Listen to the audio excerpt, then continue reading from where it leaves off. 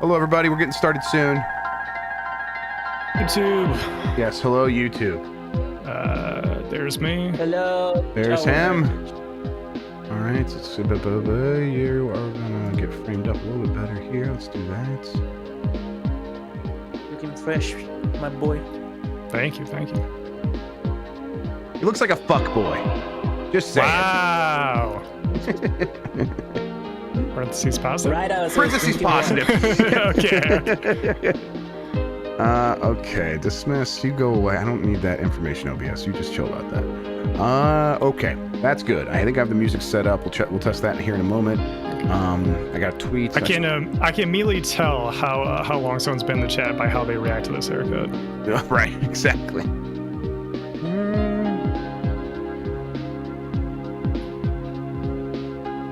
You kind of look like Patrick. Clapic? Yeah. A little bit. Young. People tell me I look like Patrick when I have the long hair. People tell me I look like Patrick when I have the short hair. You're a skinny white guy. Oh, a skinny white appearing guy. Excuse me. White presenting.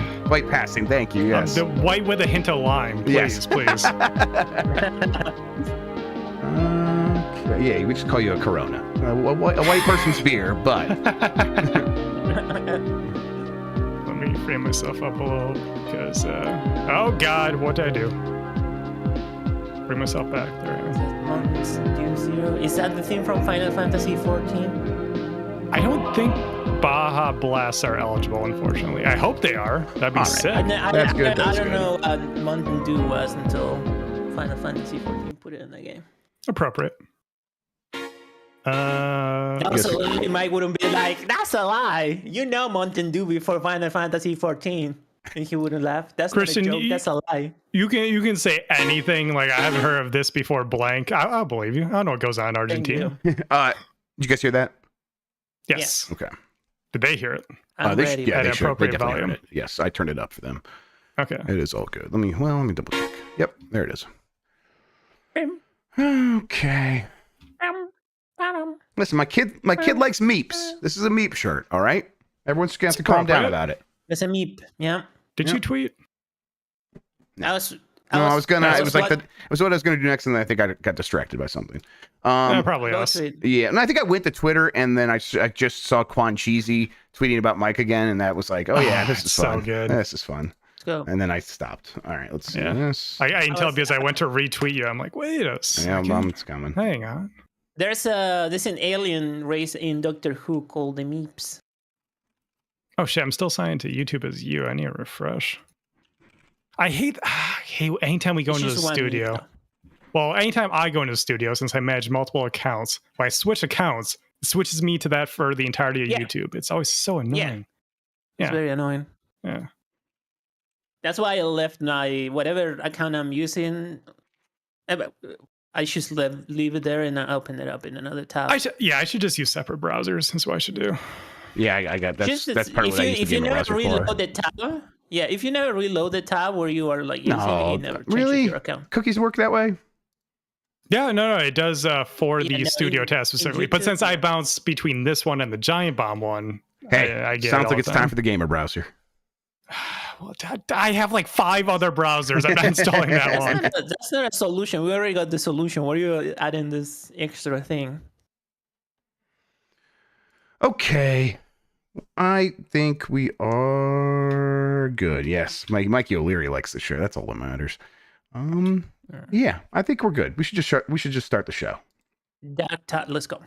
All right. Oh, actually, let me do this one last thing. All right. Dear God.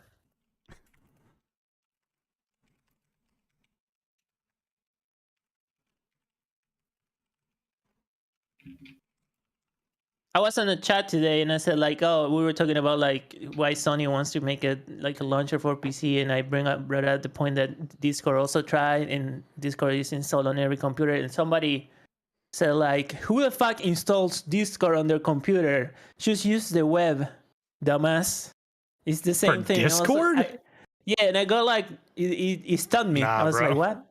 Yeah, no, it's not the same. Yeah, it's not. I saw multiple people on chat being like, "Yeah, I don't install Discord." Like, well, a lot of people don't. It is very similar, but like, if you're using it like I do professionally, a lot of people are monsters. That's true. That's a big part of it. Gen Z? Were these kids? That's Gen Alpha. What's going on? Yeah, it's the next one. Oh God, that is Gen Alpha.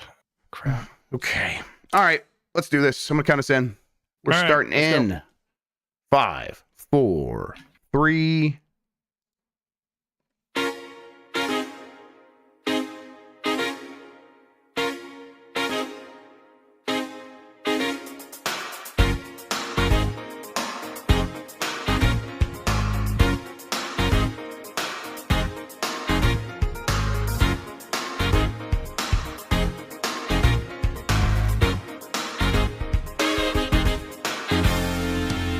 The internet, you're busy, let's do this. Welcome to the Game Mess Decides podcast. This is the podcast where we decide everything about the world of games so you never have to think for yourself.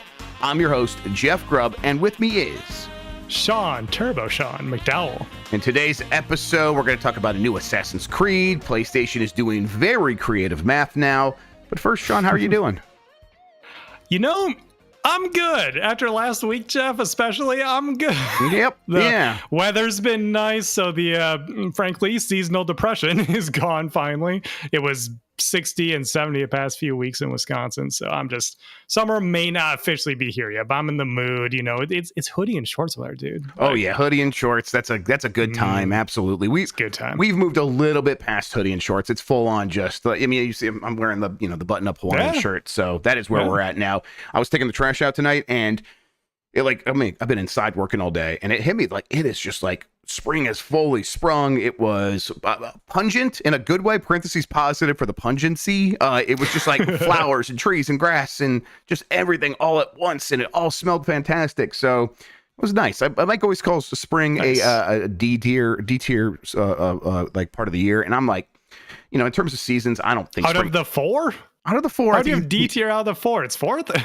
Yeah, I think he says it's fourth. Yeah. Well, I mean, bitch. I think the way he's doing is like maybe there's nothing in like C tier, and maybe a couple of them are in B tier. I don't know how he does it, but he does say it's a low tier. This is why he always loses drafts and stuff. He has no idea what he's talking about. Even though he won the last one. It was a fluke. Right. It happens every once in a while.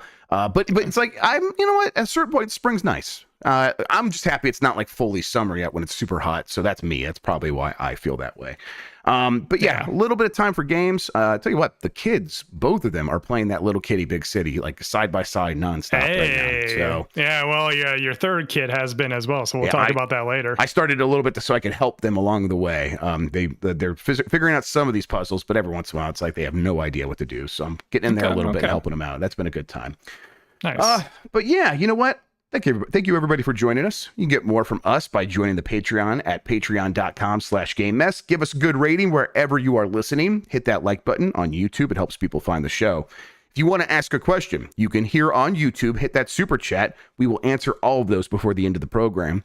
Thank you to Carlos Ayin, who is Insane in the Rain Music on YouTube, for the use of our theme songs. Thanks to 1UP vs. CPU for our artwork. You can find more of him at oneupversuscpu.com. We are on Spotify, Apple Podcasts, and wherever pods are caught. Thank you to the mods, and support us by going to patreon.com/GameMess. Once again, that gets you access to our Discord server, the monthly Q&A, participation in our monthly Game Club discussions, 1 month early access to new episodes of Game Mess Jeopardy and Columbros, and of course, all of our shows ad-free. That starts at the $5 tier. If you just want to join the Discord, of course, you can do that at the $2 tier. And a little housekeeping, a couple of those things. Please. So speaking of Game Club, new episode Game Club is up on YouTube and the podcast apps. Mike sat down with the patrons to talk about Warhammer 40k Bolt Gun. So that's available to everyone. And then we had the new episode Jeopardy last Friday. For patrons, public episode.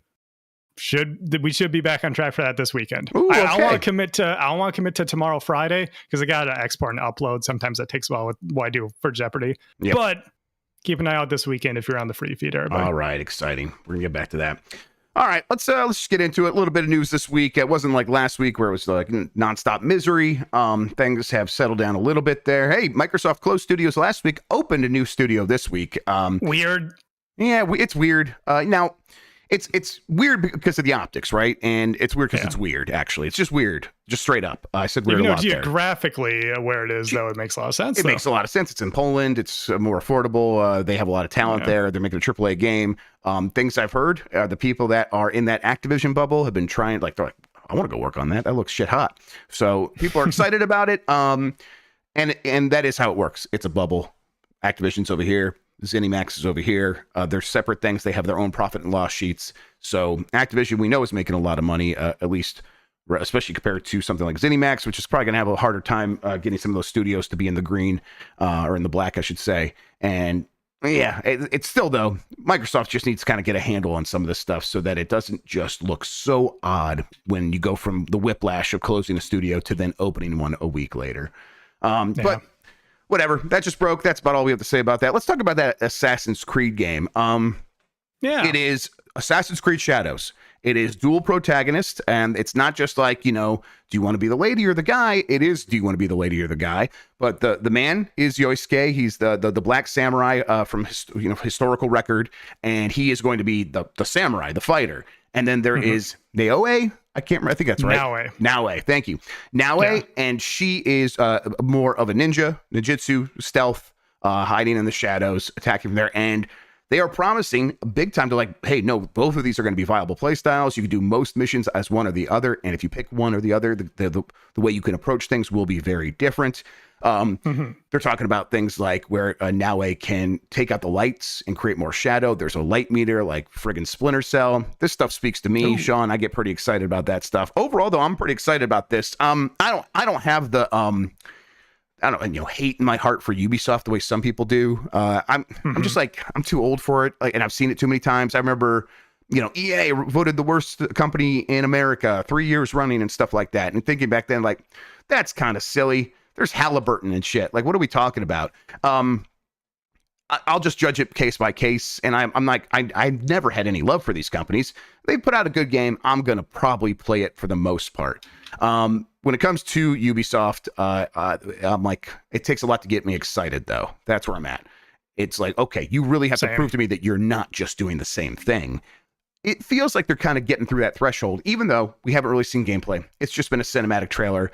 That also isn't bothering me too much because I know we're going to get a gameplay thing here in like a couple of weeks when Ubisoft Forward is here on June 10th. How are you feeling about it?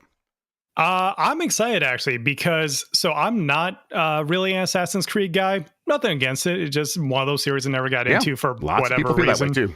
Yeah, and I think when they switched to RPG, like open world RPG, I was like, not really what I'm looking for right now. I have games that do this, especially that was around the time of Breath of the Wild. Nothing could compete for my open world time the way Breath of the Wild did, because I'm not much of an open world guy either. So I've always been looking to get into the Assassin's Creed series, but that combined with some of the settings, like London's a little dingy and stuff like that. And I just never felt like there was a really good jumping out point. But when rumors swirled forever now about like a fully fledged Japanese game, I was like, that sounds more up my alley. Like I can see how that would work. Basically, if they just make Tenchu, that's what I'm looking for. Yeah. And it sounds like that might be what's happening here.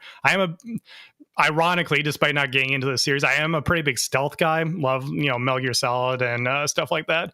So I'm looking forward to what this brings in the way of that, because, man, just the idea of being able to switch between like, ninja and samurai and everything like that, that does sound really appealing to me. It does sound very cool. Sounds like it opens up a lot of opportunity for them to make sure these missions are very varied, and the idea of like a light meter to me just says so much about what is possible with the stealth. We'll see how it actually ends up working. Again, these are promises. These are ideas I get in my head when I hear someone describe their game. Whatever, I'll judge it when I finally get my hand on it. But at this moment, it's like, I am way more intrigued about this than I was before. And it feels like it's setting up to be like a pretty big hit for this holiday season. It's kind of where I'm at. I saw Matt Piscatella say that. Yeah. And when he wrote that, I was like, yeah, I'm getting those same exact vibes. It seems like they're hitting all the right notes. I've seen a lot of impressions from people across different websites saying the same thing, kind of a little bit of a bubbling on social media as well. And I just think the way the game presents itself so far through the cinematic trailer, Yosuke looks awesome. Naue looks Yasuke. cool. Yasuke, yeah. Yasuke. Okay, so is it okay. Yes. Okay. Yeah, so I saw some people were misspelling because Yosuke is such a common name. Right. As far as I know, it's Yasuke as in YAS. Okay. Whatever. Oh, it is with an A? It looks like it's with an A. Okay. Yeah, So I think people are misspelling it because I definitely saw with an O. Okay, Yasuke. Yasuke and Naue, they both just look incredible. And I think they have such strong screen presence as characters. And then I think, the time period that they're operating in Japan is also so visually striking. I'm on board at this moment, at the very least. We'll see if they're able to nail it. Yeah. This is like a big new opportunity for them to reintroduce Assassin's Creed, because this is the first Assassin's Creed Infinite entry, whatever that's going to look like. They haven't talked about that very much, but that was a big initiative that they were pushing for. So maybe they are going to treat this more like a jumping on point, like you were asking for. Did any of you heard about this season stuff that the game has, where the map the season will change? pass? No, the seasons autumn, yes, summer. Right. So that seems very interesting. That's kind of the most interesting thing for me, because the other stuff we kind of see it before, like in Syndicate. You also have the two protagonists. They kind of They're kind of the same, but also the guy was more like a melee fighter, and the woman was more about stealth. But the map changes when depending on the season. Well, is it in winter? Stuff is frozen and right. So if you run across the roof, the icicles will crash down and alert people to your presence. Yes. Yeah. And then obvious stuff like ponds would be frozen or whatever. Yes, totally, exactly. Okay. Okay. That's pretty cool. Yeah, I mean, again, it sounds like at least some system-based ideas. Seasons could just be this is the level during that time of year, and you just select it from a menu. So maybe that's not system-based, but it changes the way that the world responds to you. I really like that kind of stuff as well. So, it's promising. That's where I'm at with it. And this is are you typically an Assassin's Creed guy, Jeff? Here and there. Here and there. Okay. Yeah. Gotcha. I mean, Assassin's Creed 1 didn't do it for me. I fell off of that. Assassin's Creed 2 was much better, but I also wasn't super engaged with that. Then Brotherhood came, really liked that. That's the one I super got into. I played the next one and then skipped a bunch. I didn't play 3. I played 4 Black Flag, really liked that. And then since then it's been very sporadic, but I played the one with in Greece, excuse me, I think. The one with the lady. Odyssey? Yes, Odyssey, yes. Okay. That's one of the two I've dabbled in. It's that and my friends in high school, that's when these games were starting to pop off. We're talking about Assassin's Creed 3. They were big in that one, so I play a little bit of that one too, but yeah. Yeah, that one's such a weird one for fans of the series. I should go back and actually check it out, and I think I have it on Switch. I just never actually played it. Overall though, I'm here for some Assassin's Creed. I think they're perfectly reasonable and serviceable open world games often. And if the setting hits, if the characters hit, if I feel like I'm having fun kind of in the first hour, I'm probably going to have a pretty good time. I reviewed Assassin's Creed Unity, the one that everyone hated. I really liked that game. Yeah, I gave it a 92 or something, because it was I remember getting to a murder investigation scene, and there was a couple of those, and I really liked those. They really hit very hard for me. I'm like, there's these fun tidbits and all these other things to do that were a good time. I'm having a great time. Yeah, sure, there are some bugs, but who's that going to bother? Everybody else except for me. So whatever. Bugs that even show up for everyone too. That's the funny thing. That was the birth of social media trying to kill a game. One of the first examples of that. Absolutely. Yeah. People have their other reasons for having that response, but it's this is the thing I could show off that shows really well in a GIF. Is this guy doesn't have a fucking face? Isn't that wild? And it is. It was weird. It was a broken game in a lot of ways. So the game come here. I think it's what is it? November 15th. I think they said it was launching, something like that. Yeah, looks pretty. I didn't good. catch the exact date, but that sounds right. Yeah, I think that's right. One last thing. This is not launching on PS4 or Xbox One, which might not, which most of you might say, well, of course not. But every Assassin's Creed up to this point since 2014 has launched on Xbox One and PlayStation 4. Do you think this is indicative that we really are moving on from those consoles? Because we'll have some news here from PlayStation here in a second that suggests maybe we're not. Oh yeah, we're done. Unless it's something small, indie game, a 2D pixel art game, those will launch on those last gen consoles and then run with either enhancements or a dedicated version on the new ones. But that's just because they can, so they're trying to reach as big of an audience as possible. But those consoles at this point, are absolutely holding back any potential games. So it's just fully time that we moved on from those. I think we have. So that's good. Yep. So the counter to that is PlayStation said this week, hey, we have 118 million active users, and we've sold 51 million or 54 million, around 50 million PlayStation 5s. And they're like, more people are using the PS4 still than using the PS5. But right, you say and because what are they playing? They're playing Fortnite, Minecraft, they're playing Call of Duty, they're playing games that are free to play or they already own. And this is a conversation we had earlier this week. It's like, and now Sony is just a flat out saying that they're like, these are people that we're still going to try to monetize. We're going to monetize them not by getting them to buy a PS5. It is by serving them more content through the places they're already at. Or maybe offering them a new game that they could play on that system. And those would be live service games. I think a couple live service games, Shawn, could still launch on PS4, but that's just because those games could be anywhere. It depends on the scope. Right, exactly. We'll see.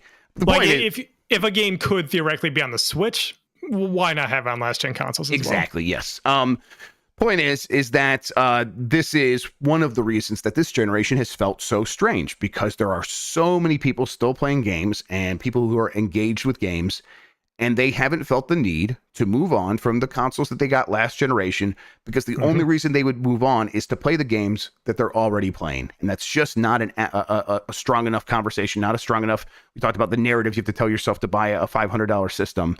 It's really hard to convince yourself to do that when you have to get over that hump. So PlayStation says we don't expect PS5 sales to grow. We continue, though they said we expect to sell more PS5s, of course. Right. But the rate of sales will start to dwindle, and we're not worried about it. What we're worried about is we're going to count success by how much people are playing on PlayStation Network. We're worried about engagement.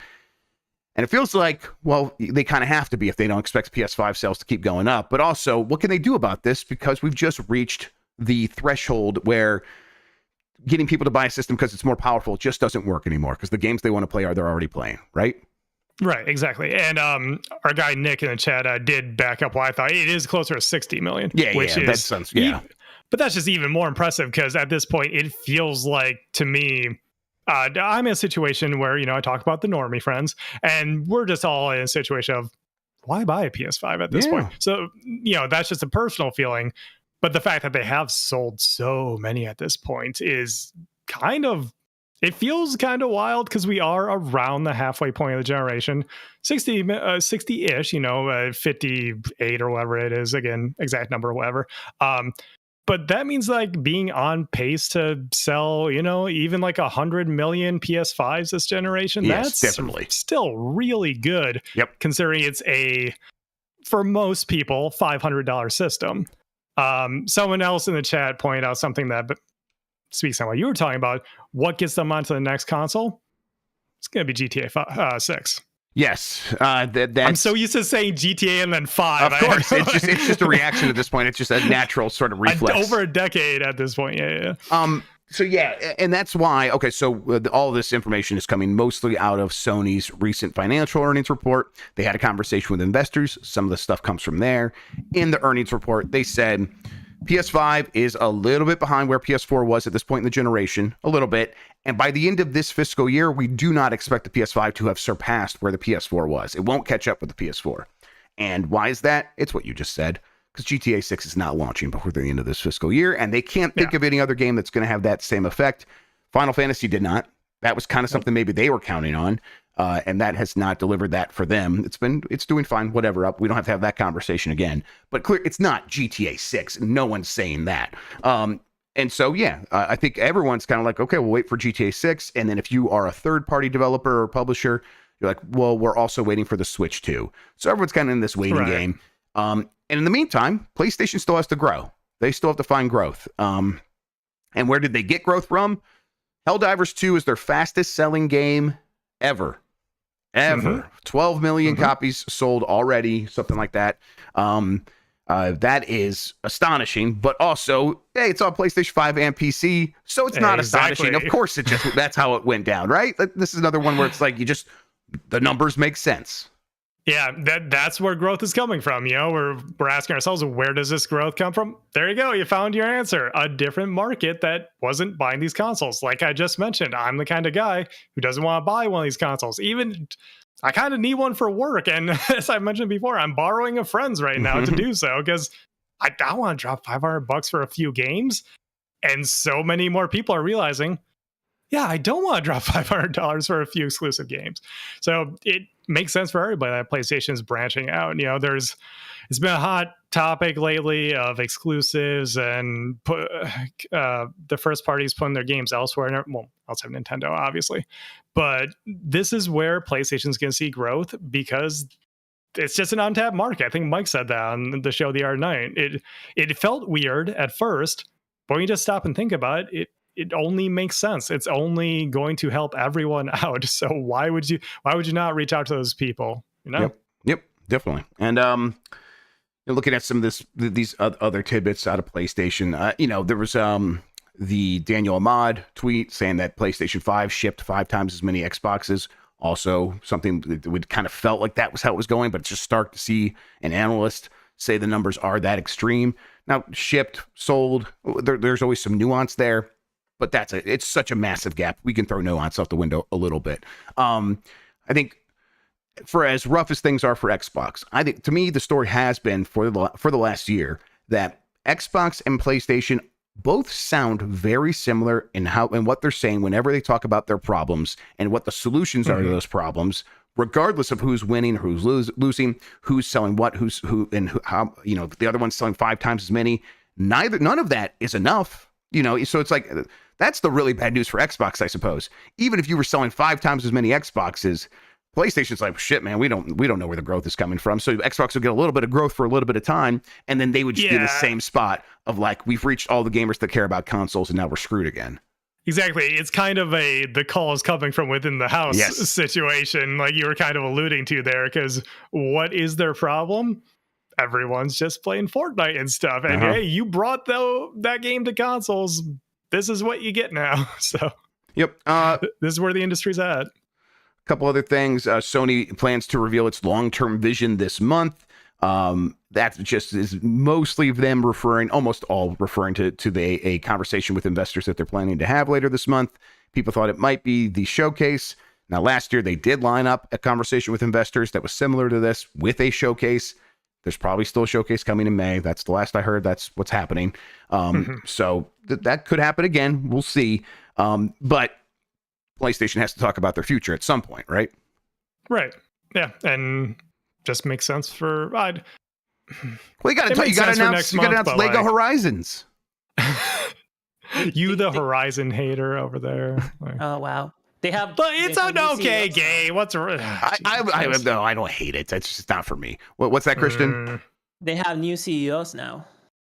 Yes, new CEOs, yes, we will get to that. Yes, so actually, we'll just do it now. Because the last thing before we get to that, the live service game Concord is also supposed to launch this year. I think we've kind of known that, but they reiterated that. Game, So hamburger game. That will be coming. That Astro game will probably be coming. It's kind of what's happening this holiday.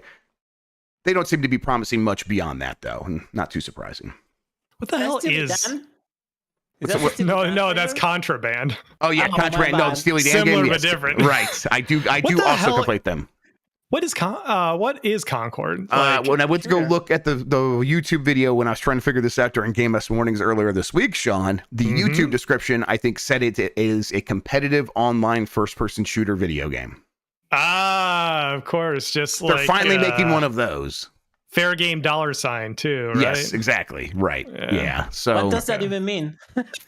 What is what? Isn't it?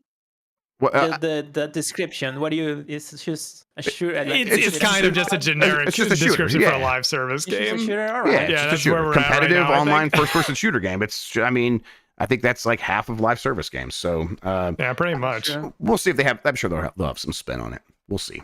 They had that Fire Sprite game that they were working on with that team before they got closed down. Is that the one that got closed down? I can't remember now. But I think so. Yeah. I think that was also a first-person shooter. So it's like they kept these ones around and got rid of at least one other. So yeah. I think this is one they must believe in it to some degree. We'll see. Sony also did announce that they have co-CEOs, which is something when you first hear it, it's usually like, that never works. I don't. In this situation, I'm like, this seems like a pretty decent idea, at least in this specific case, because it's really like, even when you were a CEO of PlayStation, what does that mean? Because there's a CEO above you. That's what always confuses me. I'm always confused by that. Like, I'm like, even Phil Spencer, CEO of Microsoft Gaming.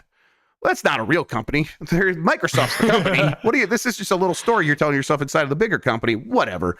Yeah, on paper, it's like subsidiary at best. You still technically report to someone else. Exactly. So, it's an odd title to give. So it's weird to me. So the fact that there's now just two different CEOs in charge of two different segments under PlayStation.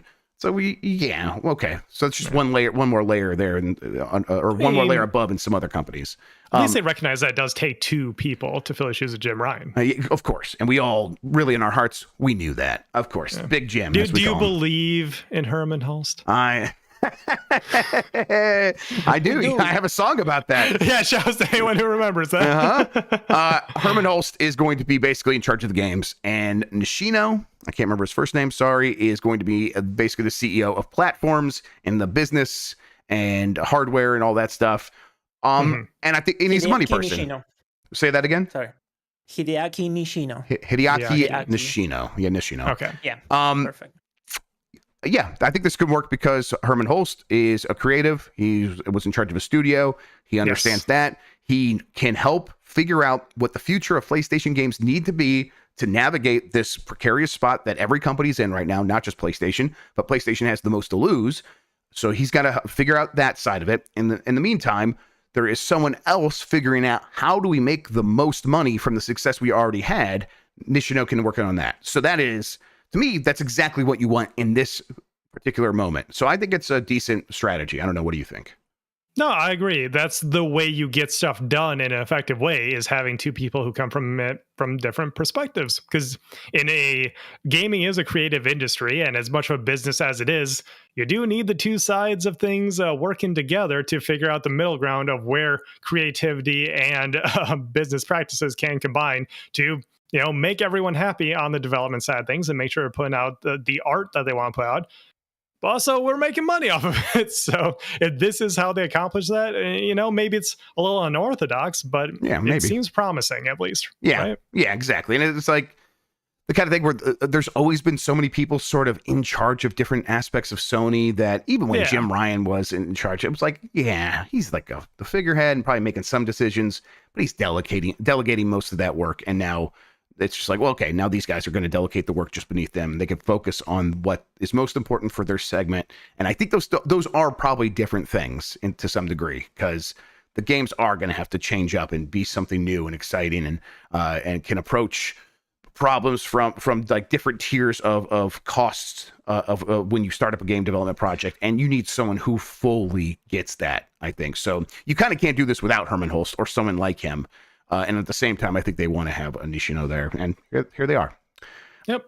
I don't know. There's some other news that came out of all this stuff, but any other ideas about PlayStation before we wrap things up? No, not really. I mean, the big point we've had with both these major consoles is the console war is kind of over. Oh, yeah. PlayStation is still their primary platform. Yep. Yeah, it's still their primary platform. It's still where most people are playing PlayStation games. Where you find growth, like we mentioned, you find it on PC. So oddly, PlayStation, Xbox are in kind of similar situations, again, like you said. And so I just think it'll be interesting to see how much PlayStation dedicates to PC efforts moving forward, if they try anything different, like bringing back a handheld or anything like that. Because clearly they got to try something different as just the landscape of gaming is changing in general. Microsoft is already looking at handhelds, as they mentioned, and the more things like the Steam Deck take off, especially if the Switch 2 becomes a hit, they gotta start exploring those other avenues. So I'm very curious to see where they go. They seem more open-minded than they were even as recently as maybe like a few months ago. And I think it's good that successes like Helldivers doing well is showing them, hey, maybe we can have our cake and eat it too. Maybe we can have a good console ecosystem, and that is what's best for the console gamers who still want that. But also, we can provide games in other ways. So yeah, it makes me happy. Yeah, it's the kind of thing where it's like I was on Xbox 2+1 earlier this week with Jez and Rand, and it was talking about like, oh, you know, the red line for Xbox and whether Helldivers 2 could come to Xbox. And it's like, I just really struggle in this moment to see the argument against putting Helldivers on Xbox, other than, you know, there's not that many Xboxes out there, and really there's more than enough to make that make sense. So I don't really buy that argument. So putting that aside, like the argument previous would have been like, well, we need to sell PlayStations. And now Sony's explicitly saying that is not our intended target. That is not our intended goal. That is not the future. And at the same time, if you put Helldivers 2 on Xbox and that people get mad, what are they going to threaten to do? Go buy an Xbox? You know they're not going to do that. They've had every opportunity and they haven't done it so far. So they're going to get mad at you and abandon their ecosystem to punish you for putting a game that they already have on Xbox. They know that's not going to happen as well. So it's just at a certain point, it's like, if that can happen, okay, that really just opens up everything. And on like the Xbox side, you know, the way I said is like, I'm sure there are like red lines around Halo or whatever, but those red lines are when we cross them, we better have a fucking plan. We better have some way of communicating to people why we're doing this, how it's going to work, and it's going to be a headache.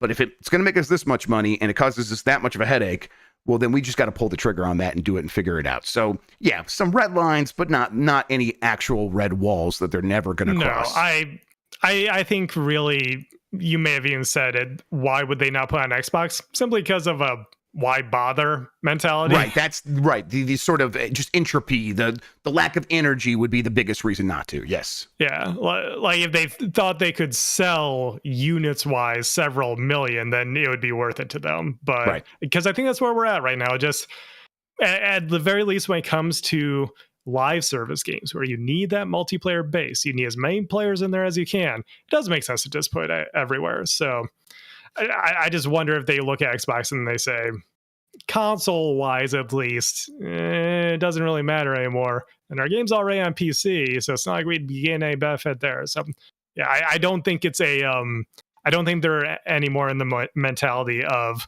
we need to deprive our rival of this game. Yeah, I think they're just in the mindset of what's the return at this point, you know? Yeah, that would be the 100%. I agree. That would be the biggest burden and biggest barrier for them doing some of these things is why bother to a certain extent. Yeah.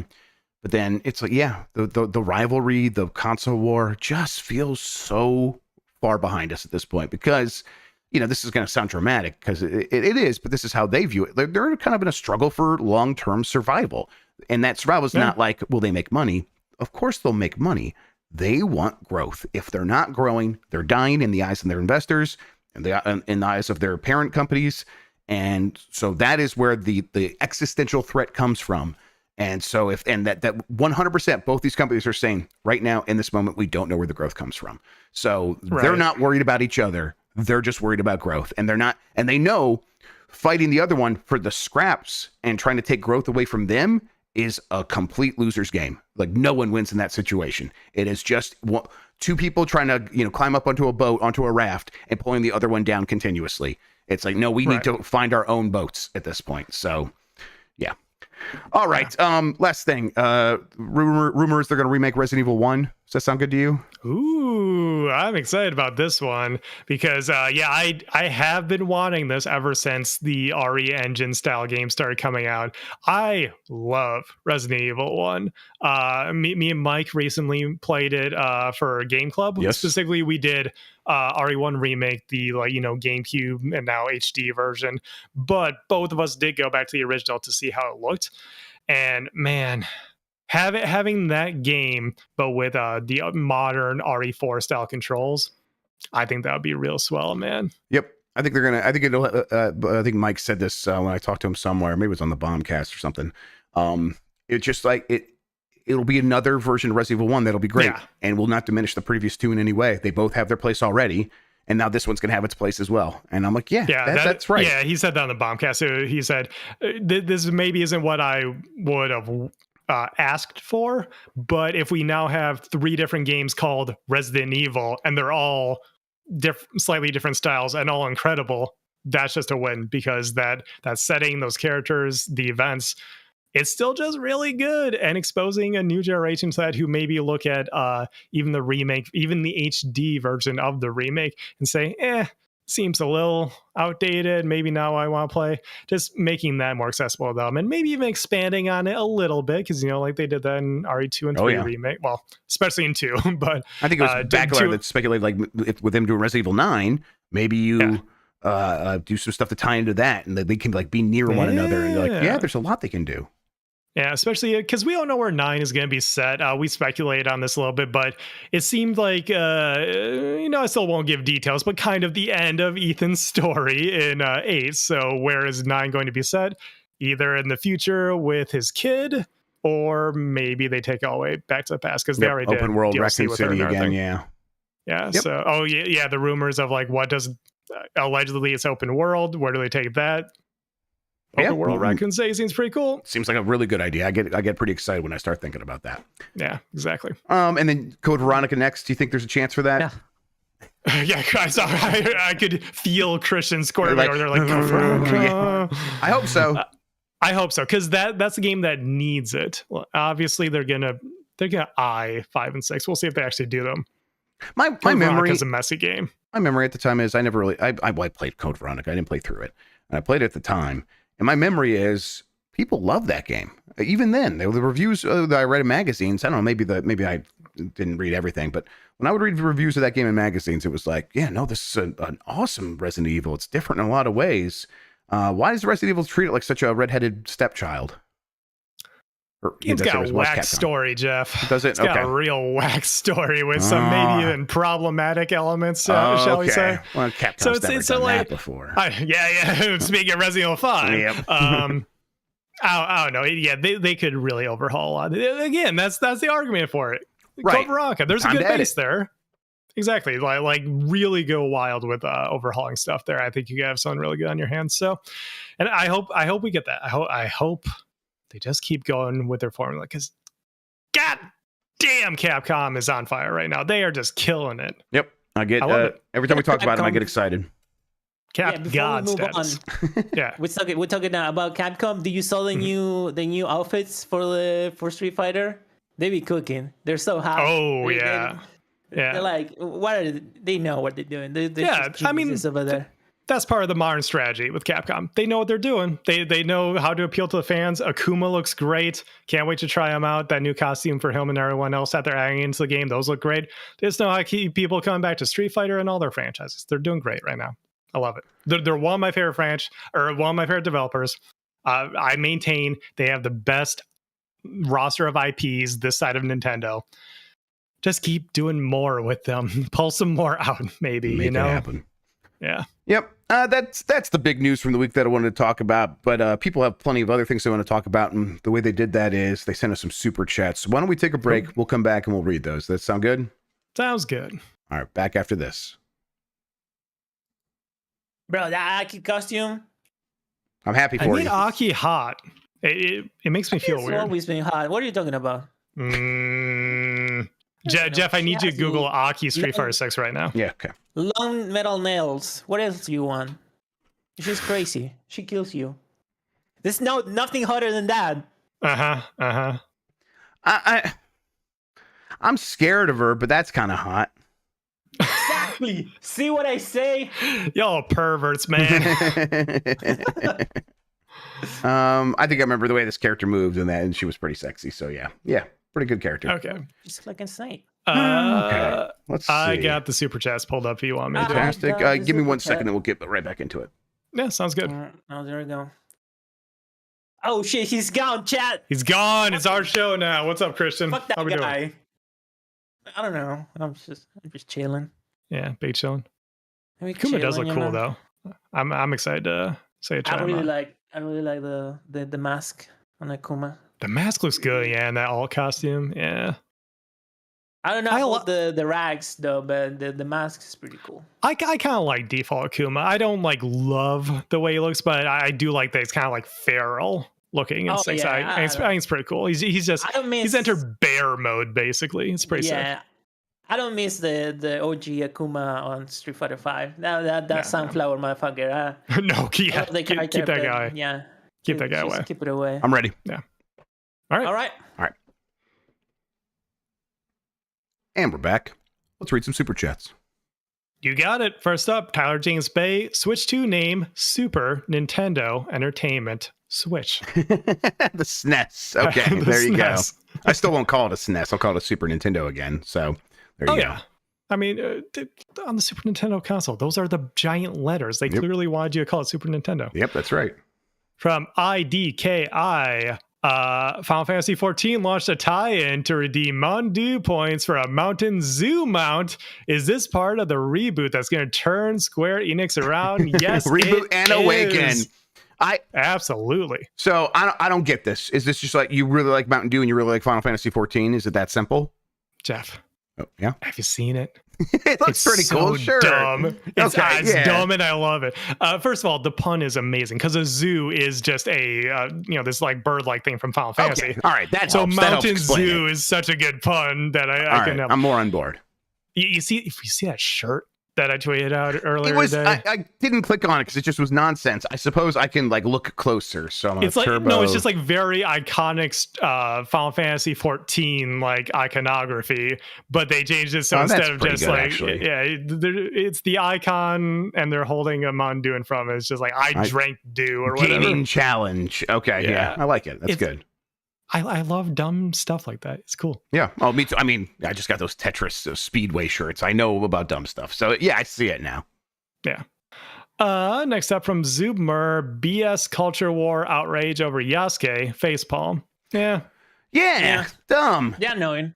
But it's like everyone predicted it, and I'm sure Ubisoft knew it was coming, and they're gonna put out the game anyhow, and I'm gonna play it and have a good time. Yeah. Our boy Mikey O'Leary's in the chat tonight, and he does some social stuff for IGN, and I saw their we were talking about a little bit. I saw their tweets regarding Yasuke, just all these blue check marks like, no, look at this Wikipedia page that say he didn't really exist. And I'm like, meanwhile, I'm going into the article and looking at these Smithsonian sources that they have for all this information, but they're idiots. Ignore the idiots, everybody. Yep, they're just being dipshits, and they were always going to be dipshits. Bigots. They're bigots. Yep. Just fuck them. Of course. Next up, Allie Miracle says Mondu is canon in FF14 now. LMAO. Yeah, the sparkling citrus refreshments. Do they have yerba mate in there? On Final Fantasy 14? They should, because they're coming this way. The next expansion is on, South like America. Peru, Bolivia, that type of like. Oh, it is. You said that's the beach one. It's the like open seas one, kind of. It's like it's like Has that beach one come out yet? I mean, that's where you're thinking of. That's what you're thinking of. Okay, that's what I was asking. Okay, cool. Yeah, Dawn Trail. That's what it is. Very, just very Latin America, South America inspired. I can see some shades of Mexico in there and stuff. It's sort of one of those things where we're kind of just like pulling from all these different parts of the culture. Then they'll probably have yerba mate then. All right. I hope so. They have burritos.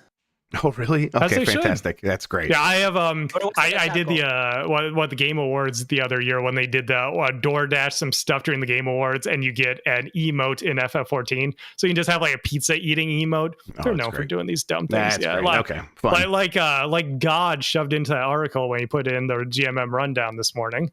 The Fall Guys collaboration is coming back. That's another genius one, Jeff, for the fans, because they have this thing in FF14 where a mini game of just like basically do like crappy platforming, because it's an MMO. Platforming isn't really what it's known for. I like that stuff. That's great. Yeah, and so that's funny that they did crossover with Fall Guys, which is all about surviving this like crappy platforming kind of stuff. This like Wipeout style stuff. Smart collaborations. I like this. I always see on TikTok live people doing those. I don't know if they're mods or if they're like fan games inside of Grand Theft Auto 5 of like, hey, run up a hill while like a bunch of rocks are falling down on top of you or something like that. I'm like, that looks so much fun. I'm gonna go play that. Yeah. Mikey O'Leary, speak of the devil. Who is this clean-cut young man? Yeah, I don't know. Who's this kid? Get out of here! Replace my turbo, Shawn. I don't know what to do about it. I wish y'all could have seen Dan's reaction when I joined the call for the meeting the other day. Priceless. Yeah, Priceless. Dan was like, "Did you cut your beard?" It was a beard thing, right? Say, oh my God, Dan. Just stop telling people how much you like visualize them in your head. Like just God, zero. Love that, man. Yep. From Simon McKinley, I'm thinking about building a PC for the first time in 12 years and considering a 4080, but at a loss for monitors. Any recommended specs or units? I'm actually curious about this myself, Jeff, because I actually need to buy another monitor. So I have a 2-monitor setup. And so I'll probably buy a new primary and put this one as my secondary. So I'm curious if you have any insight there outside of just... Yeah, I mean, refresh rate. I'll tell you what I would do if I were in your situation and I was trying to get the most out of a 4080/4090, and this is something I'm still thinking about. I'm just like at a loss for space a little bit. What I would do is I would go and just see what the like PC part picker people are saying for a really decent 1440p monitor is. 1440 with like a relatively high refresh rate, so 144, 165, and then I would get an LG OLED like 42-inch and have that be my secondary gaming monitor. That's what the Digital Foundry guys have been doing. I know they just got it. I'm not every surprised. year when one of them upgrades their monitor, instead of getting a monitor, they buy the smallest LG OLED TV of that year. Yes, because I mean you're gonna those things support G-Sync. So and they have like I think they have what is it 4x2x2. So the text looks really crisp on there. It's not going to have that weird TV effect. It's like it's basically a good monitor. I don't know if you've ever seen John tweet about his setup, but he actually has the OLED on a he has a strong desk and a really strong arm supporting it. Yeah. But the TV is on an arm, and they has like as hilariously ultra wide monitor that uses as his vertical monitor. Yeah, I love that idea. Yes, that's very cool. It's so cool. I got the one I have an ultra wide screen in the corner because I've just lost space to use it, and it doesn't have a mount. It's like if I could mount it, I probably would have found a way to do that and have it. But those Samsung ones that are like super ultra wide but still relatively big, and they can kind of curve over the top of you. The Odysseys and Odysseys, yeah, that's pretty cool. I like those. I think about that a lot too. But I think we said like really. If you're able to, if this is convenient, hooking up your PC to your TV is going to be the best way to like show off what that GPU can do. Yep, especially any of them that support FreeSync is going to be really solid for just being like, a decent gaming monitor because you can like just kind of let things handle itself as long as you have a certain frame rate. So yeah.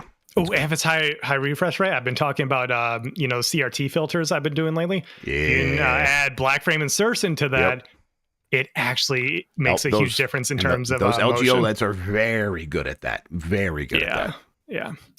Okay, next up from Willow Davis. I just put Silk Oat Caramel Creamer into my Dr. Pepper Creamy Coconut. What the fuck? Blew my mind. Felt like I was eating crispy Belgian waffles with maple syrup. That's crazy, Willow Davis.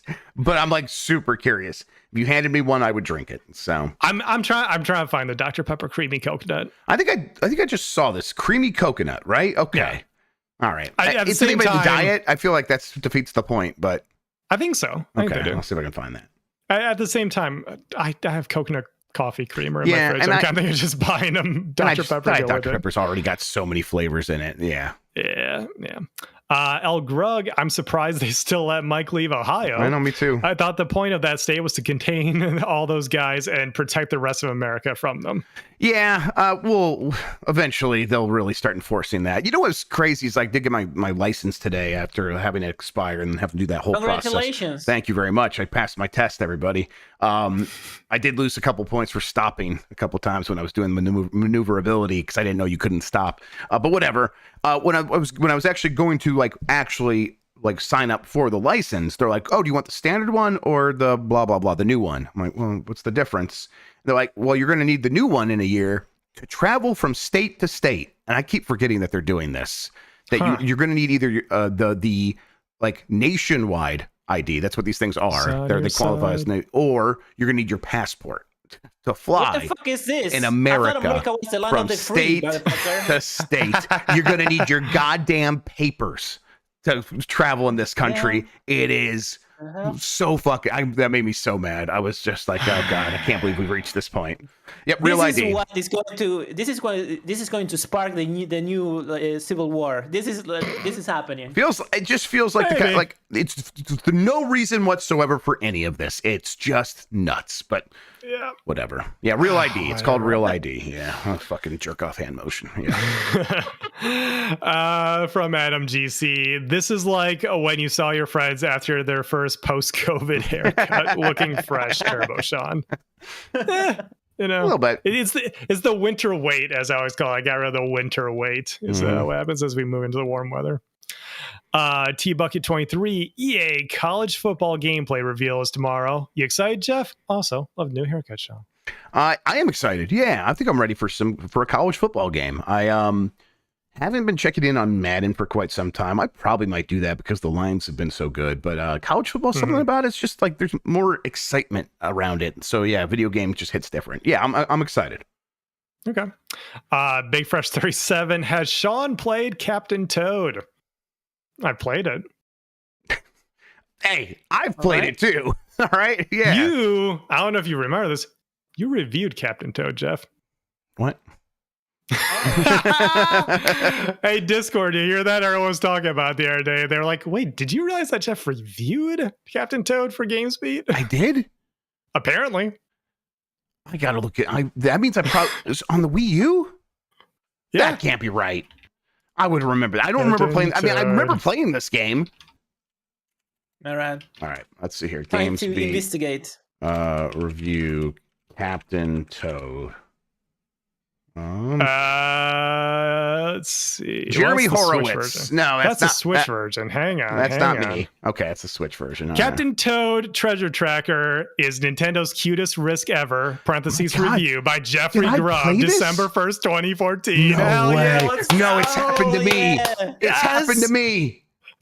All right, I'm gonna after we're done. Old man. After I'm done, I'm gonna go turn on my Wii U and see what my save says. You gave it an 85 out of 100. Have I just been this whole time been like, well, I never played it on Switch, so I haven't played it. I think so. I think that's what's happening here. That's so fucked up. I hate this. Okay, all right. Well, I can't wait for the show to be over, so I can go check this. Let's go. I'm not sure. Okay, all right. Chucktowski, regular game mess hush money payment. When a studio like Tango shuts down, do they offer them an out first, Toys for Bob style, or no because IP? So I'm sorry. What's the question? I'm still hung up on my bad memory. Okay. So like when a studio like Tango shuts down, do they offer them an out first? Okay. It takes a lot. Yeah, maybe they do. I doubt it. I think the way it probably works is there is rumors going around that the studio is going to shut down, and so in that moment, people at the studio sort of get the energy together because it requires a lot of like energy to have that sort of exit launch, to leave the orbit of a bigger company, to take the company with you. That takes a lot of effort. And I think at Toys for Bob, it seems clear at this point that the people that wanted to keep that studio going were there and they did the work to make that happen. And the people at Tango did not seem to have that same clout, at least to pull that off. And I think that's partially because, Shinji Mikami had left and the people remaining were like, probably blindsided and being like, well, we don't know how to fucking run a studio. We're or to like own a studio. We were hired here to make games for this company. And so it's just a slightly different situation. It sucks, but I think even if offered, they probably would not have known what to do there. And many of those people were like, I guess, going into debt to like raise money to keep the studio going. Why would we do that when we could just like try to just go find jobs elsewhere or start our own studios on our own time? That's probably how that went down. That's all just speculation. Sure. From Matt Rare Monkey, since Mike is missing, Ridge Racer news? Oh, yeah. Yes, 100%. Yeah, they're making that game. It's going to be exactly what he wants. And when he comes back, they're going to cancel it. Okay. Yeah. No one tell. Yeah, no don't one tell him. Sorry, everybody. Why keep the surprise? Yep. From Rogers OG, AC Origins is an all-time top 5 game for me. Love having huge historical world to explore with some light RPG elements. Shadows looks awesome. Yeah, I agree. I think there's just like with Odyssey, Origins, and Valhalla, I think people just have their favorites in there. Like they are weirdly different from game to game. And I like the Origins. I I think I like Valhalla even better, and then I like Odyssey even more. Gotcha. From Oyasumi Mex, playing Animal Well on Switch while out of power due to extreme weather going on in my city. Any fun handheld gaming memories while out of power? When that hurricane hit Ohio way back, and the power was out for like a week and a half, like almost 2 weeks. I definitely did. Oh, wow. I definitely played. Yeah, it sucked. Definitely played some games, but honestly, we were like, we just got to like find ways to get the basic necessities we need to live at a certain point. So I think that first night I was probably playing my 3DS or something. But no, I don't remember any specific games I was playing. So yeah, I do like, it's romantic. The idea of like, oh, the power's out for the night. I'll just go cozy up in a corner and play a Switch game for a while. I like that idea, but nothing's coming to mind. Yeah. I've always loved handheld gaming, childhood divorce. So I just constantly played Game Boy Advance growing up, PSP a little bit later on, just bringing that between parents' houses. And so for me, that's just what I do most of the time. So if I'm gaming during a power outage, it's like, I look around. All right, well, whatever. I'm just keep doing what I'm doing. Yeah, I just always preferred being in my own little world, and handheld gaming did that for me. So yeah, that's probably what it was. I think specifically, I think we did have a pretty bad power outage for like early evening into the next morning when Breath of the Wild was out, and so I was playing on TV at the time, and I was like, "Shit, power's out." Wait a second. Yeah. I just picked it up, laid in bed. I'm like, all right, this is the rest of the night. Yeah, honestly, when the power went off, did like the screen turn on because it stopped having power? Yes. So it's like this like little beacon, like you can keep playing. Yeah, that's great. Exactly. It was actually pretty cool. So you know what? Yeah, thanks for bringing up that memory. I like next. Another one from Zoomer: is the Pope fighting Ezio historically accurate? Yes, surprisingly, yes. Yeah, yeah. And when when what's his name fought Anubis, that's also in the history books, of course. Mm-hmm. Yeah. What? Yeah.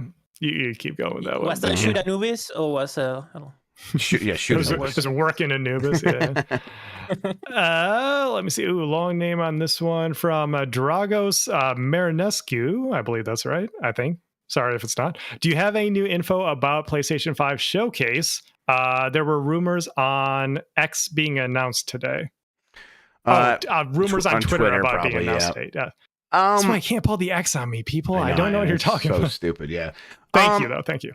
Yes, thank you for your super chat there. No new, like I've said all along, I don't know the exact date. I don't know when they're going to announce it. I just heard May, and I heard that last month, and everything I've heard since then has reiterated that.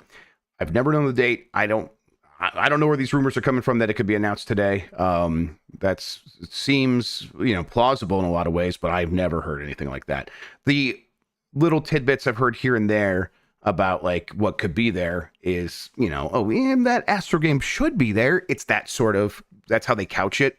It's like, that should be there, to the point where like they're kind of like doing the math of, well, it's been in the works this long, they're going to release it then, and they're having this showcase now, therefore it should be there. So that's all where I'm at with that show. No idea what specifics could be in there, but a lot of like really well-informed guesses. And now, this Lego Horizons game, why wouldn't that be there if that's really happening? So we'll see. But I still think that thing's going to happen before the end of May. Yeah, like we mentioned towards the top of the show, 'tis the season for this kind of thing. So yeah, I'm probably going to get some kind of announcement of one pretty soon here. Yep, I think so. Yeah, just the patterns. Big Jimbo Ryan, parentheses, on vacation, lols. Phil, you're mucking it up over there. Also, looking for a new job. Can I run Activision? Jokes aside, I think we'll finally see Abandon this month. Sure, of course. It's the Abandoned stands have been waiting for their moment. Did you see the leaked playtest stuff about Kojima's game for Xbox? OD? OD, yeah. But the stuff recently happened. Recent stuff. There was a recent thing again where it's like it sounds like you kind of like control things. Like it's what we heard originally. Like you're kind of looking at screens and controlling things remotely. And I don't know. It sounds like Night Trap-ish. I don't know. Yes. Oh, let's go! And they always bring it back. That'd be our boy Hideo. Let's go. I don't think he's got the theme song though. That's the real problem. So it just sounds strange. Soundboard. Yeah, sounds strange. It does sound weird. Okay. Okay. It sounds Kojima, so I don't know. Is that a trash? That's for I damn don't sure. think so. Yeah. Empanada Eater, Super Mario Land coming to NSO this week reminded me that's the first video game I can ever remember playing. What's your earliest gaming memory? There is a amorphous blob of Atari games. I think I remember Barnstormer. Nothing really beyond that specific. And then I turned 5, birthday, get an NES, did the whole go to room to find these things at the end of the rainbow. Here is your NES. And then that night going downstairs with my older brothers, setting it up and playing Super Mario Brothers until I had to go to bed, and they're much older. They're 10 and 12 years older, and they could stay up and keep playing my NES that I learned later they helped pay for. So I'm like, yeah, fair game. But nice. Yeah, my earliest memory is pretty much Super Mario Brothers. There's definitely arcade games before that, but the formative memory is Super Mario Brothers. Yeah, I'll hit you with a 3-pack here where I sort of like you, I have hazy memories of Atari games because it was my uncle had a 2600. Yep. And so, ColecoVision with the Atari adapter for me. Yeah. Sure. Just sitting down at his place while my parents were visiting or whatever and playing. I think Asteroids maybe have been the first video game I ever played because I have very vivid memory of Asteroids, and then I think also Missile Command, which obviously I wouldn't have known how to play that, so I went back to Asteroids. But that was probably the first one, and then more related to me and solidifying my gaming history. I remember Pokemon Gold, playing that at the kiosk in the mall when I was a little kid on the Game Boy Color. Jeff, it pains me that kids these days aren't going to know this, of the system tethered to the wall basically with this rubber bendy arm thing, rubber protective layer, a prophylactic, the gamer prophylactic. yeah, it's locked down with clamps and stuff. But I remember that being one of the first games I played in store, and that the first game I ever actually owned, it was a little bit later, was Pokemon Sapphire. My grandparents got me for my birthday a Cobalt SP, a copy of Sapphire, and that was very special to me. I would really like one of those kiosks. I think the Toys R Us N64 or maybe GameCube one. I'm gonna look it up right now. I want the Pokemon Snap printing station so bad. That's a white whale. One of these days when I have at this point probably 20 grand or whatever it is to blow, that's something I'll save up for. Yeah, God, I think I'm probably way off. It's probably I know, but I look at this thing, I'm sure this thing is super expensive if you could find it, this Nintendo 64 kiosk one. But I love stuff like this. Gorgeous. It is. Yeah. It was such this 2001 A Space Odyssey beacon of evolution when I was however I was been 12. And reading about this in magazines and seeing that little Mario freak running across those blocks, falling down in Ultra Game Players, and just staring at that image over and over and over, and then finally having my parents take us to Toys R Us and the thing actually be in there and get to play it. And I was playing it on this thing. It was mind blowing. Yeah, pretty much the same for me with the GameCube one generation later. Yep. Definitely. Yeah. And then Saxo Roxo, congrats on being Captain Toad. Finally. I'm gonna puke. I hate this. This sucks. I laugh at Dan when this happens to him, and I'm like, well, yeah, you reviewed so many games. That's bound to happen, but I'm gonna remember everything. This is nuts. This is one of the greatest things that's ever happened to me. Have games like Tunic and Fez over prepared us for Animal Well? Maybe. Yeah, a little bit. Yeah. When people are like, it's like Tunic or Fez, I went into it fully kind of understanding what that can mean, and then it's it doesn't even go as far as those games in a lot of ways. At least what I played through credits and then another 6 hours after that. So the guy that made the game was I put secrets on there that I'm expecting nobody to find ever. Right, and that's okay, chill. That's fine. I definitely for me I don't think I actually said this when I was oh, this is a good illustration for me of how I feel about it. In The Witness, I like all the puzzles that are right in front of you. In The Witness, I actually didn't care about all the environmental puzzles all that much. It was fun. Mm-hmm. It was fun when I found them, but I was not going to go hunting for them because it felt like it's such this hide and seek game, and that does not excite me. And I'm going to do all this work to find them, and I'm going to find one. and now I have to go look for them again. And that's what a lot of Animal Well feels like to me. I'm going seeking for a couple of puzzles, and then it lasts for a couple of minutes. Whereas in the Witness, the core game, it was like, here's 25 puzzles back to back, and they all get harder and harder and harder, and that shit rules. That's for me. So that's just how I feel about the genre.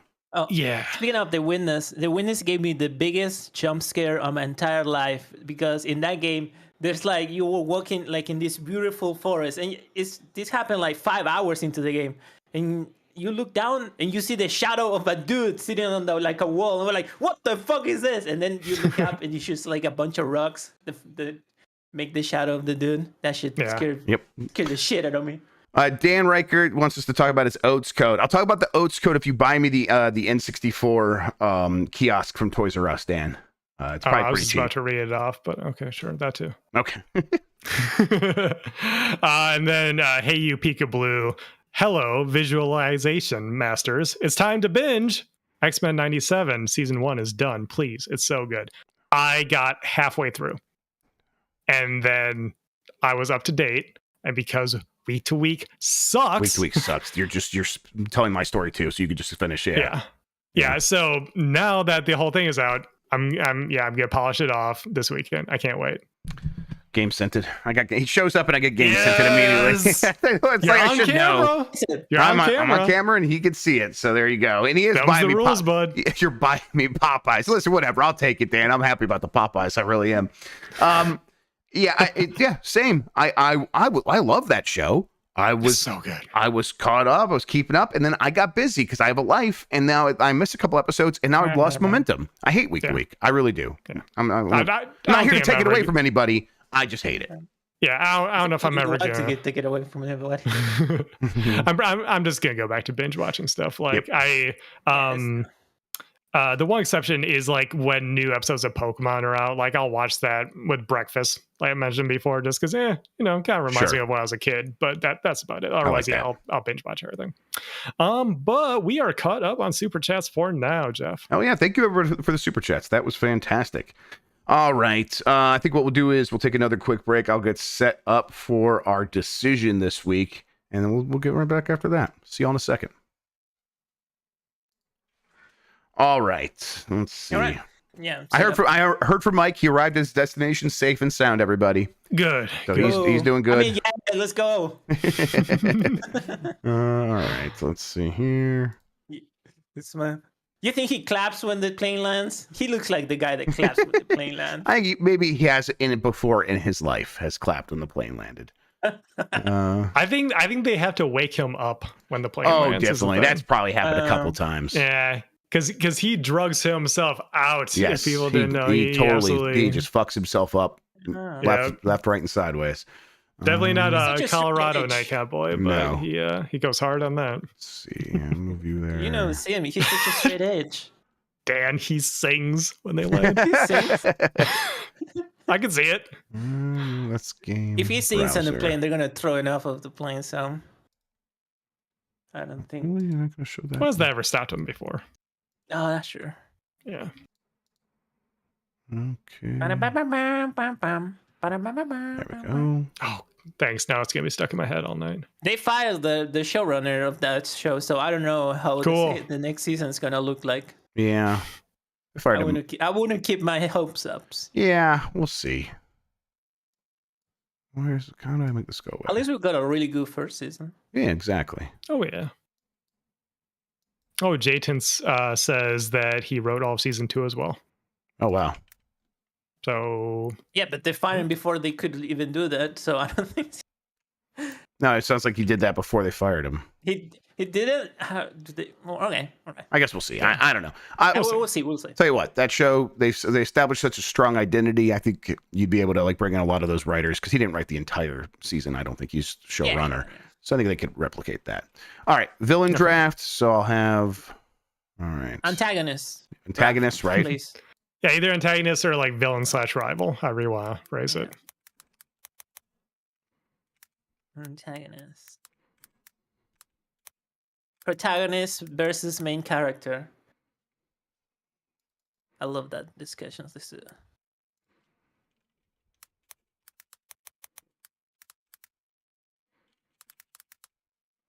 All right. There's that. Thank There's you. this.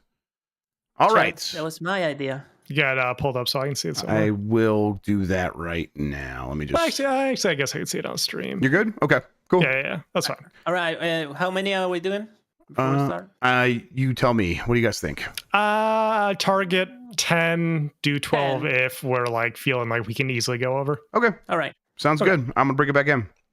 Cool. Perfect. And we're back in the decision this week. So this week on Game Mess Decides, we are going to do a draft where me versus Shawn, we're going to pick a team of antagonists, rivals, villains. How do you want to describe it? You guys tell me.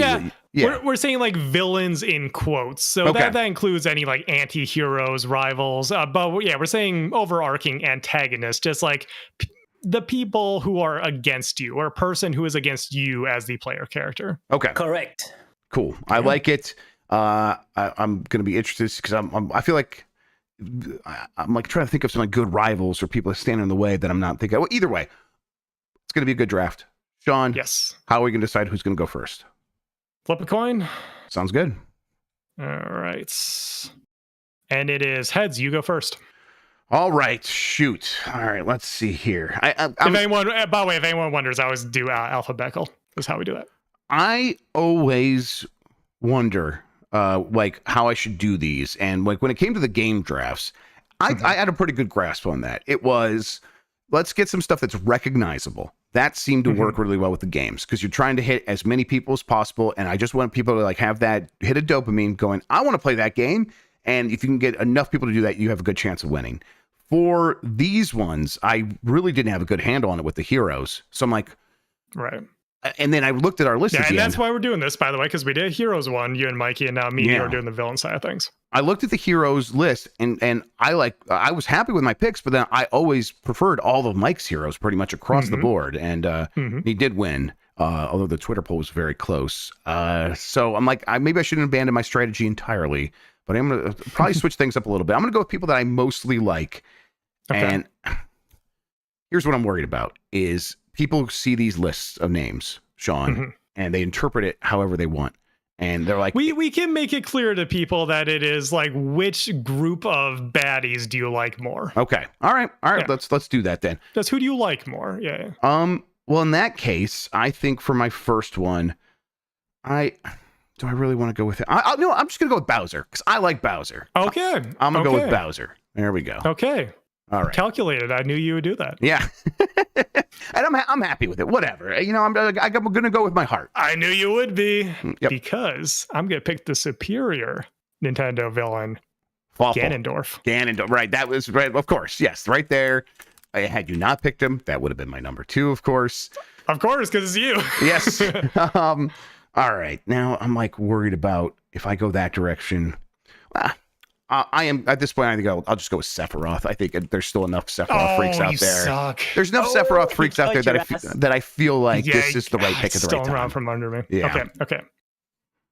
I'm going with a different direction. Liquid Snake. Shit. Yeah. Liquid Snake. Okay.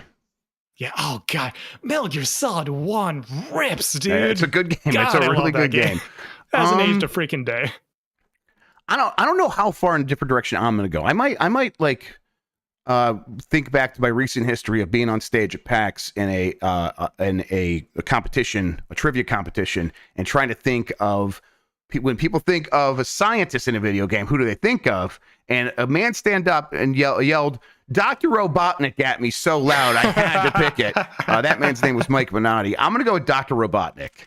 Yeah, it's a good pick. He's a goofy one. Sometimes you need some goofballs, right? Right. And again, I think there's a Sega Sonic contingency that I might be able to pick up there, I think. Yeah. Okay. So first of all, Jeff, we should have established this ahead of time. Are we picking just individuals, or do any groups count? Are we going to try to keep individuals? Why don't you, if you want to pick a group, throw it out there and let's hash it out. Okay, I don't think I'm immediately going for any of them. Okay, because well then let's cross that bridge when we get to it. Okay, let's cross that bridge if we get to it. Yeah, right. For now, because we have a broader, idea here. It's not specifically just villains. We are including anti-heroes and rivals. Right. I'm gonna say Blue from Pokemon. I figured that's what the Rivals thing was about. Yeah, there's other ones that I'm thinking about, but Right. Smell You Later. You know? Do you want me to put Blue parentheses Pokemon? Parentheses Gary Oak Pokemon. Yeah. Pokemon. Yeah. Yeah, that seems fair. Okay. Yeah, I feel like I'm at the point where it's like, this is the right time for this feller. I do have to pick some women this time. I got in trouble for not doing that last time. We'll find some time eventually. But I'm going to go with Albert Wesker. I think he's a big, dumb idiot. And I think, I don't know. To me, he's the kind of dumb idiot villain that I always like in video games. Okay. Well, that puts me in a situation where, yeah, I was going to go with one of them. And I'm trying to think of now, because I was gonna go Wesker. Wesker was at the tip of my tongue. But I actually think I'm going to swerve within the same company and go Virgil. All right. May Cry. Okay. Hey, you know, he's got a little bit of swagger to him. Yeah. I think that's going to appeal to some people. Oh, no, I definitely. Yeah. Well, I remember every time people would mistake. I don't know their names. What's his name for Virgil? And people are like, no, that's Virgil, and they would be so passionate about it. Yeah. So people would be so passionate about it that it'd be like, okay, there must be something here that these people are very interested in. Okay, let's see here. Oh, okay. I'm gonna go with Ridley. God. That just popped in my head out of nowhere, and I'm very glad it did. That's like he's never gonna think of Ridley. Yeah, right. He's not actually a Metroid fan. Damn it. That is the kind of thing like that is the exact kind of like ongoing rival antagonist I think identifies what we're going for here. So I'm very happy with that one. Okay. Shoot. That derailed me because that was the next one I was going to pick. I understand. And these ones, I think going first is very beneficial. It does. I feel like you're on your heels immediately. Now I can like kind of do my strategy. Yeah. Go ahead with the Blue Shell. Let's go.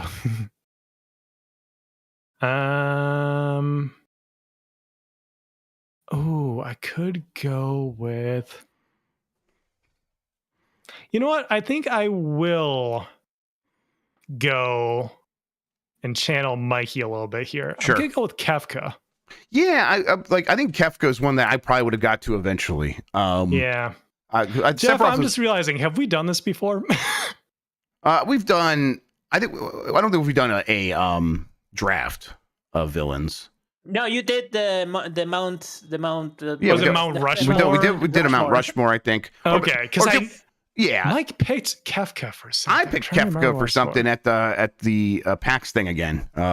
For Blessings thing, I said Kefka because he's like, Wolf's right. Wolf's right. It was top 10. It was top 10. Top 10, and also for that PAX thing, it was the Family Feud, so it's a similar kind of thing. Name famous bad guy or whatever.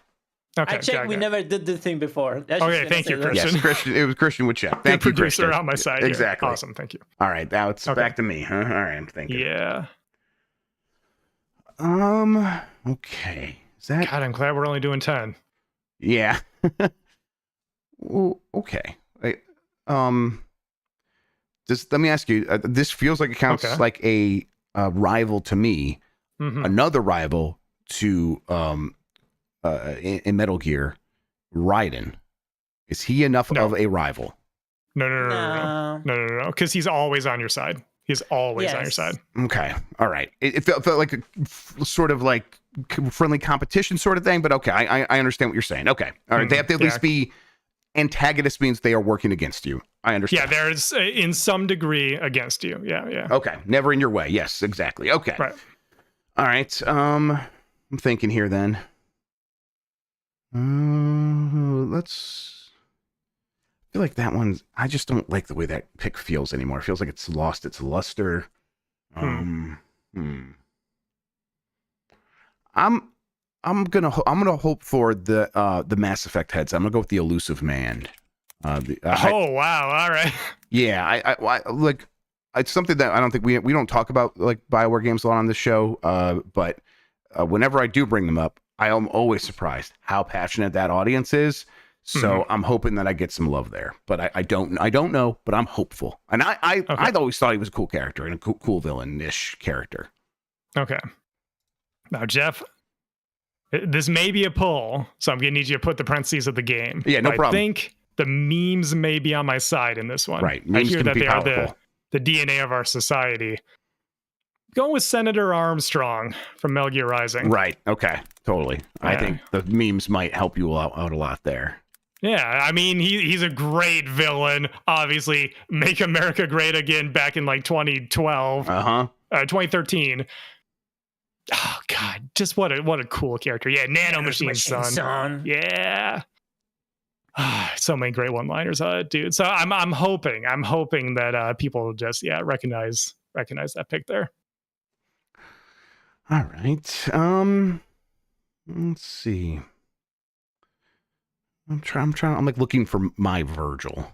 That's what I'm looking for. Your Virgil. Yeah. I mean, that's fair. That's fair. Virgil's a strong, like, technically he is the villain of like one of the games, but he's a strong like, anti-hero kind of. Yeah. Okay.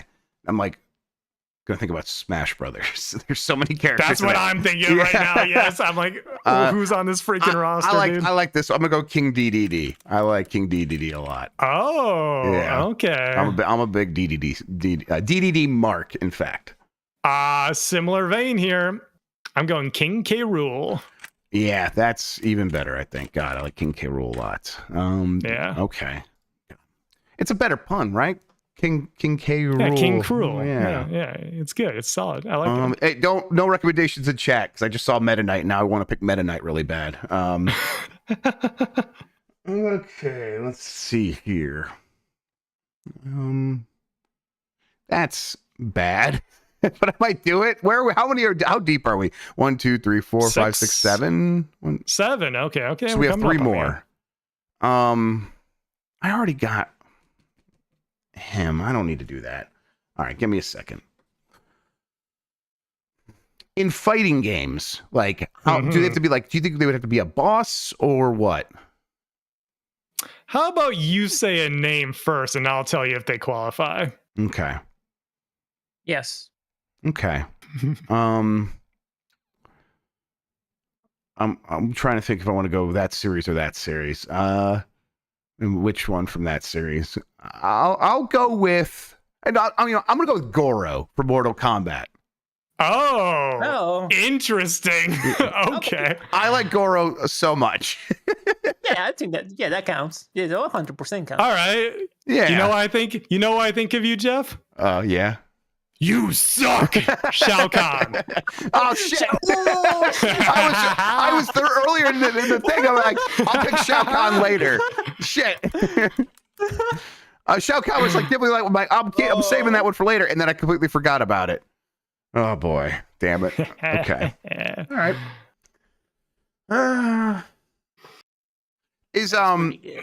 Feeling good about that one.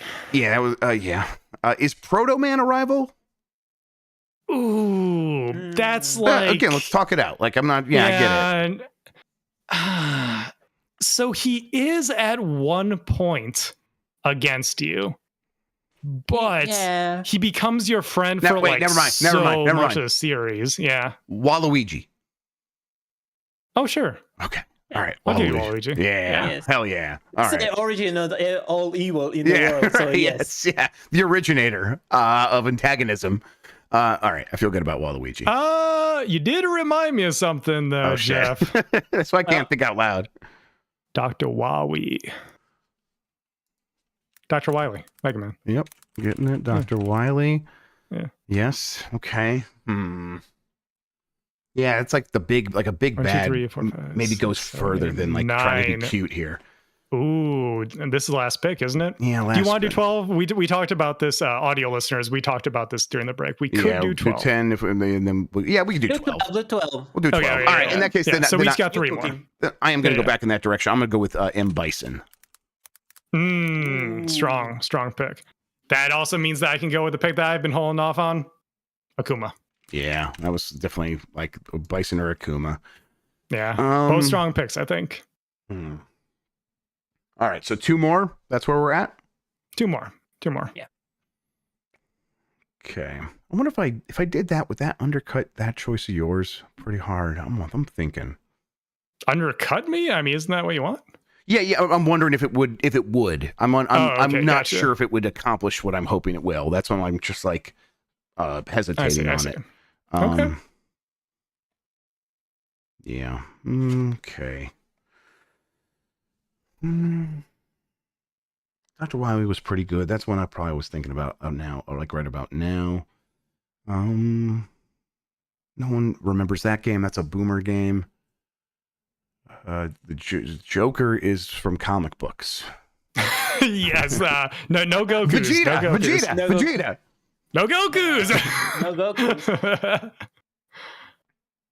Okay. It's kind of similar to the Elusive Man, in my head at least. A G-Man from Half-Life. Ooh, yeah. Yeah. He's like manipulative, like that definitely counts. I'm not as familiar with Half-Life because I don't like those games terribly much. So okay, gotcha. Yeah. Jeff, you mentioned that we need more women on both of these lists. Oh shit! And I agree. Oh, I fucked up. Lady Dimitrescu. Oh wow! Damn it! Please. Oh my god! Dimitrescu. Dimitrescu. Is that right? Yeah. Yes, that's correct. Yeah. Damn, you two Lanesky is really good nowadays. Okay. All right, so now this is the last pick. We're done. Last pick. Yeah. As someone pointed out earlier in the show, yes, my list is baddies, turbo baddies. Okay.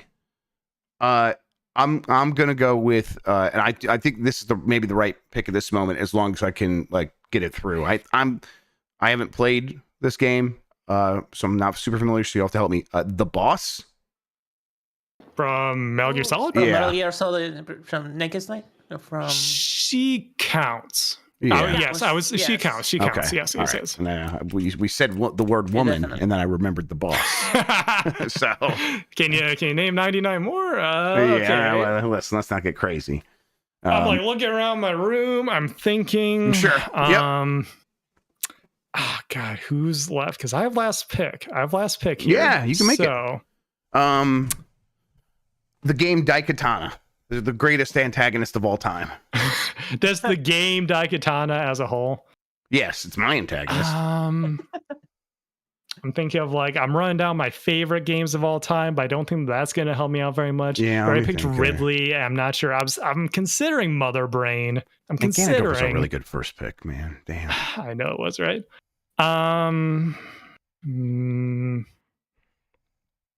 What else? Like You don't have to make the last Wily. pick. You could just go with 11 versus 12. That's fine too. If you don't want to, pick one. Get out of here. Get out of here with that. Fuck. I hate when I think of one at this point. You should be able to swap one out. There's one where I'm wondering if they help me or hurt me. Oh, sure. So yeah. I feel like it's impossible to know. Yeah, that's probably not a good Just do Bowser sign. Jr. Are there any other Mario baddies that I'm missing? Oh, shit. Oh, shit. You're screwed, dude. Mario. Oh, man. Okay, shit. Wow. Okay. I was thinking Mauser. Of course you were. I was like Shadow.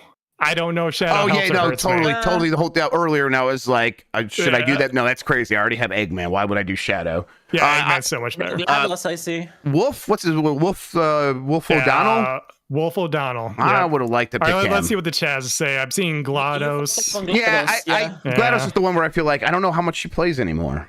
Yeah, Pyramid Head.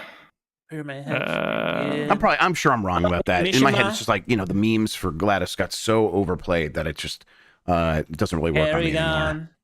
Monokuma. I don't think Monokuma. Oh, Donkey Kong's interesting. Yeah, Donkey Kong's. That's an interesting one. I feel like over the years he's not eligible anymore. But right. yeah, I like Goro that. Majima, I guess I should have realized that, of course, if he's a friend, crap! he must have started as a rival at some point in that franchise. Majima would be good. Dracula's pretty good. Dracula, yeah. I think we would have let Dracula pass the no Goku rule. Come on. I was hesitant about that one last time. I don't know about that one. Yeah, that one counts. Like that's such an iconic character from Castlevania. But I feel like if it's public domain, it goes past the Goku rule, I think. But the thing is, no, because we're not picking it because Dracula from the fucking books. Nobody gives a fuck about that Dracula. But that's why my point is that's why Dracula is such a strong character. Is because he doesn't come from a video game. Yeah, listen, we didn't pick him. We didn't have to figure it out. No Dracula rule, sure, maybe. Yeah. All right. I'm going to read your list. This is what I have to go against. Ganondorf, Liquid Snake, Blue from Pokemon, Virgil, Kefka, Senator Armstrong from Metal Gear Solid Rising, King K. Rool, Shao Kahn, Dr. Wily, Akuma, Lady Dimitrescu, and Wario. That's a powerful list. All right. Now you read what I have on the Antagajeffs. On the antagonists, you have Bowser, Sephiroth, Dr. Robotnik, Albert Wesker, Ridley, the Elusive Man, King DDD, Goro, Waluigi, M. Bison, G-Man, and the Boss. All right, so this is how it works now, is one of these two idiots is going to take that back to the Discord, have you idiots vote on it, and we'll see how it goes down. The podcast producers, they're the ones to determine who wins. We should be playing to them. Like, that's what we're doing here, is we are playing to that audience. They are the decisive vote, but we'll have chat vote. We'll have, I'll put it on Twitter and all that stuff, have some fun here. Yeah, we'll do all the usual stuff, like when Mikey's here. Yes, exactly. So while we're getting all that set up, we'll probably take another quick break. When we get back, we'll talk about what we've been playing, and then we'll get the results right after this. All right. All right. I'm getting the poll set up now. Yeah, I'll put the chat poll up right now. Yeah, I can't do it. It's so annoying. I don't know why I can't do the polls on YouTube. List? Oh, no. Oh, you need to go. I ain't show you after the show, Christian. There's a very specific way I have to to be on the channel's account. Yeah. Well, and you specifically need to be on that page too for the live stream. All right. And Tango Jeffs. It used to be that I should. You came up with a better name for my team. Yeah, that's how it goes. Bodies. All right, there it goes. Do you want Mike's tinfoil hat? Do you want to go first in the Twitter poll? Sure. All why not? Yeah, why not? I agree. Take the adventures you can get. Yes. Ooh, what have I done here? X.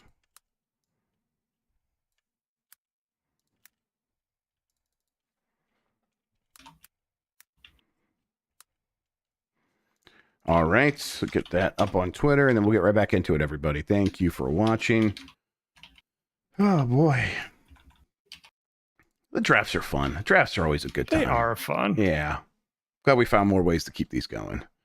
All right. If any podcast producers are watching, you have not voted yet, I put a link in podcast producer, so it's very easy for you to find. Just click on that, and then I'll bring you to the channel where the poll is. Sorry, ABC, I'm going to delete your message because I need mine to be the top one. Yeah. Poll in reply. Go. Vote. People do love to hate on the Elusive Man. Yeah, I mean, it's a lot of fun. Okay. Man is a strong pick. I do believe. Monokuma. Nobody knows who Monokuma is, Chad. Yeah, that's the problem. Like, good villain. Good villain. But not getting either of us anywhere in these polls, you know? Who's the Persona character you wanted to pick, but you were too scared to actually pick? I was the one to say. Just say no, because Persona 4 is a mystery. I'll say the villain of Persona 4. It's a murder mystery, so I don't want to give that away in case anyone has to play it. But yeah, the bad guy in that game is God, who used basically, actually, yes, at the beginning of the game. Yeah. Spoiler. But like if you know, you know, and that's kind of the problem. If you don't know who that character is, you don't know significance. So yeah. But from Persona 4. I could tell you the entire story of that game, and you play that game, it's still gonna be like the best game you ever play. I mean, that is maybe. my belief. Okay, I think we are good to go back. Oh yeah, in. Hades, pretty good one. I thought about Hades. That would also be a no Goku rule, though. But, hey, listen. I would have let it through. I would have let it through. I would let that one through. All right, fair enough. Yeah. Okay, I think we should get into it. Either. That's a Goku. Yeah, let's do it. Also, just to let everyone know, Sean's going to be a little bit busy for Thursday next week, but I just talked to AJ. He's going to do Nintendogs and decides for next week. So we'll have an AJ week, everybody. Okay, getting back in. All right, we are back. Let's talk about the games we've been playing. I guess we've both been spending some time with Little Kitty Big City, huh? Yeah. I've been playing. I've been playing Little Kitty Big City. That's one of 2 games because I've been busy with something else too. I have been playing that. It's very much what people wanted Stray to be, because people saw Stray and they're like, "Oh, it's the cat game."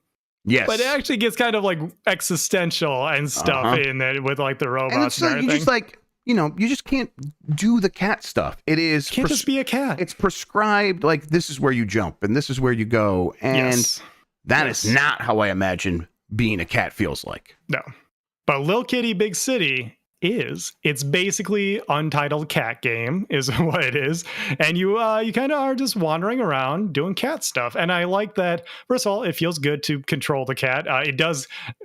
Cats are liquid, as we all know, and so the cat does sort of like curve a little bit around when you like move it around and everything, but it still feels really nice to play. I do like that the objectives, I guess you can call them that, pop up pretty organically. Yes. You don't just have like a checklist of stuff to do. No, you'll see a soccer goal with a soccer ball, and what do you want to do? Well, naturally, the game taught me to like swat with my paws, so I'm good. Swat the soccer ball in, and then it gives you that checklist of 1 out of 4 scored goals with the soccer ball.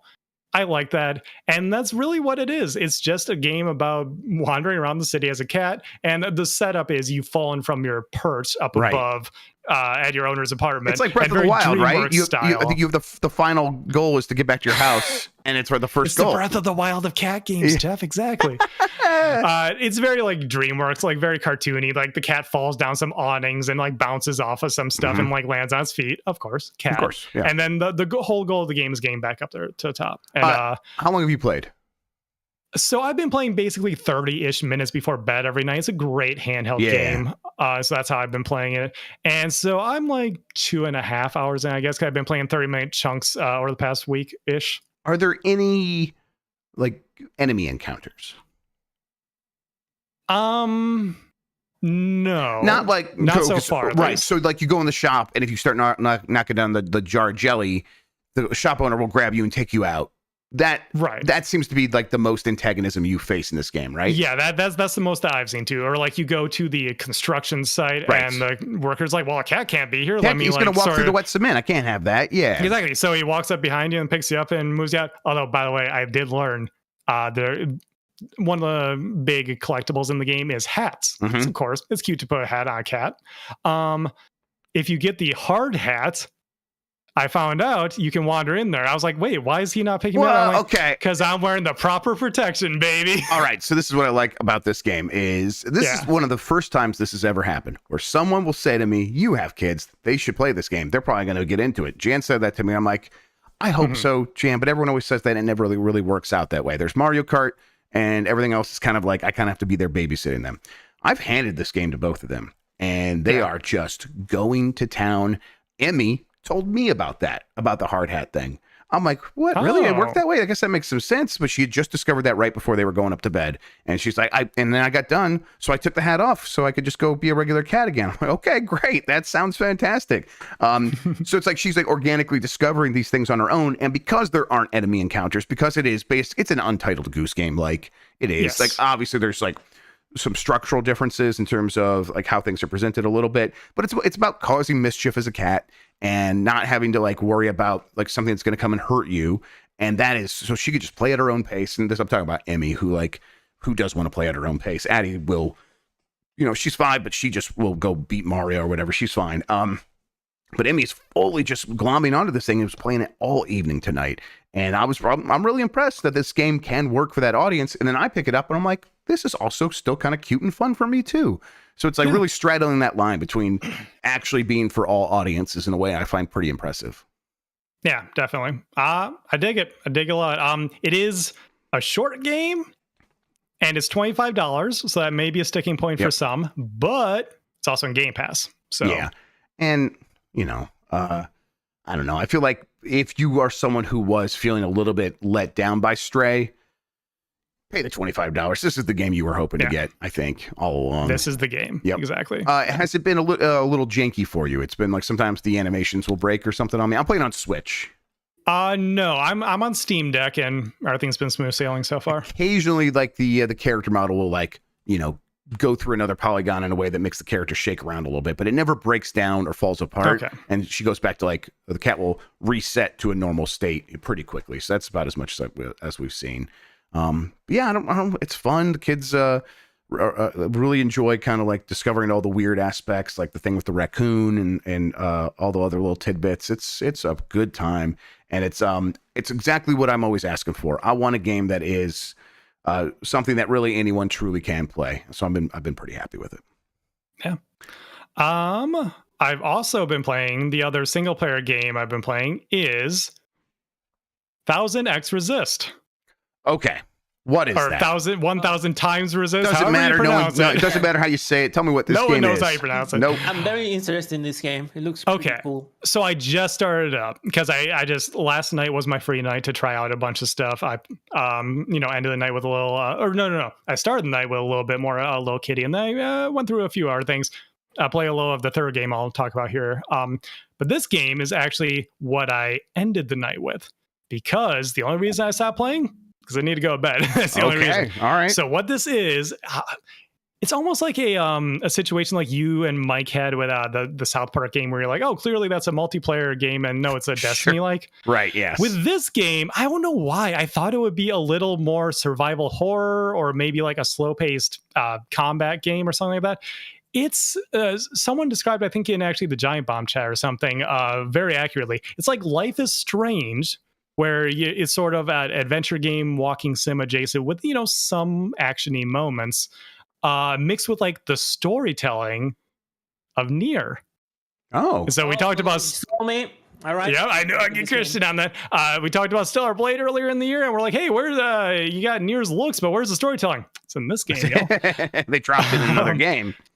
Yeah, they describe it as it's a sci-fi thriller, and that's a very accurate description, because you start the game out, and it sort of just hits you with exposition of and it's the kind of game where they hit you with just words and sentences that you do not understand. Sure. You have no idea what's happening. Like the very first scene, and this is in a trailer, so no spoilers, but you just start out with your character stabbing someone, and it's like a very dramatic scene, and you're like, what's happening here? This is apparently like a flash. I'm seeing that right now. It's the first thing. Apparently that's like a flash forward or something. And then this whole thing is, as far as I can understand, I'll try to keep it spoiler free, but it's humans come into contact with beings not from our world, and it causes some kind of disease. Something is wrong with everyone after we come into contact with these beings. And you play as a character, as far as I can tell, in the far future, trying to piece together what happened, kind of. And so it's very sci-fi. It's very, I want to say like Grasshopper Manufacturer in terms of visuals. It's sort of got that like No More Heroes-y. There's a little bit like Killer 7 stuff in there as well. I was going to say, Little Killer 7. Yeah. There's those visual stylings. Yeah. There's like a kind of a cell shade art style, and then very bold and striking lighting and everything like that. Yeah, and then very strong like character and costume design. Yes. It's a very much a like vibes driven game where you are put in this world. It's adventure gamey. You're talking to people. And I have started to get to the point now where I'm doing a little bit of puzzle solving. I almost don't even want to say what the puzzle solving is, but let's say shifting a little bit. You're doing a little shifting there, in and out, phasing. Okay. Yeah, a little bit of that kind of stuff. And just every time they hit you with a piece of the story, it's intriguing. It's the kind of thriller I like and the kind of art style I like, where everything's sort of wrong. Everything's sort of just like a little askew. Yeah. Almost like, again, I'm not a big TV guy, but I think like a Stranger Things sort of that sort of a thing where like, this is wrong. And then sometimes you get moments where it's like, oh, that's really wrong. What is going on over there? It's never like, at least so far, it's never like super grotesque or anything, but you just see something that you're not expecting, and you want to get to the bottom of like this whole sci-fi thriller thing that's happening here. How did we end up here? There's a mystery afoot. And yeah, so far just it's a really nice. I also was planning on playing this on a TV, but so far it's been a handheld game for me, and I think I might continue that way because it does seem like it might be sort of just like a mystery novel for me before bed a little bit. So, yeah. The Steam reviews are all just like this writing this story. It's all so good. Yeah. I kind of like got a glimpse at what you were talking about with the shifting puzzles and be like, okay, that looks promising. I wonder what's really going on there. It looks really cool. I don't know. It probably wouldn't be for me. What do you think? It's the kind of thing where I think if you check it out, you might appreciate what they're going for, Sure. but I'm not sure you would stick with it because it is basically just the story. I got it on at least so far. I got it on I'm only Steam like an Deck. hour and a half in. I don't know. Maybe if the story captures me, I will try it out. But yeah, 1000 X resist is what I'm going to keep calling it. I think. That's how we at least say that because that's how you spell it out in your search bar. Everyone. Right. Exactly. Yes. Yep. Just came out, and everyone seems to be pretty into it. Yep. And then outside of that, Tekken. So much Tekken, Jeff. I'm glad. Oh, right. Practice, right? Yeah, I got Combo Breaker next weekend. Big tournament, which I believe outside of free tournaments, because Japan still does some of those. Combo Breaker is like the second biggest fighting game tournament in the world. You know, like it's big competition there. So I gotta get good at the games that I'm playing there next weekend. Is it working there, Susana? No, I You've did the abandoned stupidest thing a man could possibly do. I switched characters 2 weeks before a tournament. I've let Jan down. I've defected from coffee to tea. Oh no. Oh no. I'm a Lily main now, Christian. I'm sorry. Is he gonna get the old Joel down kick? That was gonna be weird. Yeah. No, similar characters, which I now realize, maybe that's where they were going for with the coffee and tea thing. But they both like are mix up characters, Jeff. So just like conditioning your opponent to do one thing, and then you like trick them with like you think you convince them that you're doing a bunch of highs and they hit them with a low. She's kind of like that kind of character where it's just like really tricky character. I like the way she plays. Azucena, similar thing, but I like the way Lily does it a little bit better. And funny thing is, I was planning on doing this before this ever happened, but Chikarin, it was Chikarin, right, Christian, who won Evo Japan? Yes, I think. Yeah. Yes. But very prominent Tekken player, very well known. Stick player traditionally rolls up to Evo Japan. I had no idea this was going to happen. This was the weekend I was considering switching characters. Rolls up to Evo Japan, wins the whole thing with Lily and this stick player using a controller. Wow. The controller that I use for fighting games. Wow. I was like, this is a cosmic sign from the universe, Jeff. I'm putting all my money on you, so you better win. Someone is telling me. Yep. Yeah, I'm going to win the whole thing. Yeah. I won like 1,600 people. Yeah, that was my bet. Pretty good odds. Jesus Christ. A lot of people for Tekken there. A lot of people for Street Fighter too. It's like 1,500. Oh, I bet. It's going to be a good time, I bet. Oh, yeah, I can't wait. Well, what have you been playing, Jeff? Yeah, I mean, so other than Little Kitty Big City, I've been playing a game called Daikatana. Tell you what. Oh, Daikagruba? Yeah. Daikagruba. That is a frustrating video game. It is really baffling how they even thought like how those encounters are so annoying. You walk into a room and before you can process what's going on, they are just hit scanning you nonstop. And I saw some people being like, no, that's just how the game is unpatched. And it's like, boy, that is I don't know how they even thought that was a good idea. These are people that have made good encounters before. And my guess is the game just got so out of hand that they weren't even thinking about that anymore. They played it enough. They knew how to get through it. And so they just never even test played it with actual players and put it out in the world. But boy, that is a game that is making me just lose my mind every time I have to play it. Hey, you're John Romero's bitch now. I am John Romero's bitch. I kind of can't believe it is the way it is. I also started up Dread Delusion on Steam Deck. This is that, if people don't know what this is, imagine like a really messed up Morrowind on acid. Just straight up, it looks like Morrowind. Like that's the graphical style that they're going for. What's that really weird first person shooter from a couple years ago that I liked? I'm not gonna be able to think of the name, but it's just like Flesh Meat. Yeah, Flesh Meat. Yeah, something along those lines. I was going a different direction. Yeah, I have no idea what we're talking about. But it's just got its really strong visual style. And then it's like trying to be an open world RPG, like one of those games. So you pick a class and you pick a character type and a whole bunch of things. And then you go out in the world. And then the first thing you talk to is this sort of punished religious figure who is in like an iron coffin that is constantly causing this character pain. And you see like the lo-fi blood dripping out of it. And it talks about how like you're not lucky enough to be in this enthralling feeling of pain that I have all the time. So it's like a really messed up world. But I'm like, okay, well, what's going on here? And then this character lets me out of prison and sends me on a quest. And then, of course, the first character you meet after that is like, oh, you're working for those guys? Why are you doing that? So it's an intriguing setup, but I'm playing on Steam Deck, and it has this issue where, because the CPU speeds are a little bit lower than the game's expecting on the Steam Deck, when you move your character, the look speed on like the right stick is very sluggish, to the point where it was like making me feel kind of crazy. I'm like, what? When I just stand still and look around, it feels fine. And I had to turn the sensitivity way up.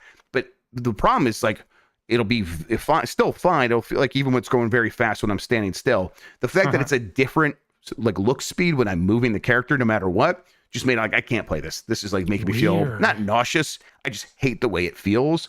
Okay, I tweeted about it. The developers were like, we're working on it. It's a CPU speed problem. We should have a patch soon. So I'm like, okay. I'm going to wait for that because I'm very interested in this game. But just the way it's set up right now, I'm like, I just couldn't. I even tried like using the touchpad and setting the sensitivity very high as a mouse. And that was even worse because it's like when I would have that going around, the character wouldn't move at all. He'd like moving like an inch per second or something like that. So clearly something was broken. I'm glad that they have an identification for that. And then lastly, Elden Ring Seamless Multiplayer. We played this on the site today, and it ruled. It is so much fun. It was fun. Yes, everyone was into it. It's the kind of thing, and it apparently could support up to 128 players, which is just nuts.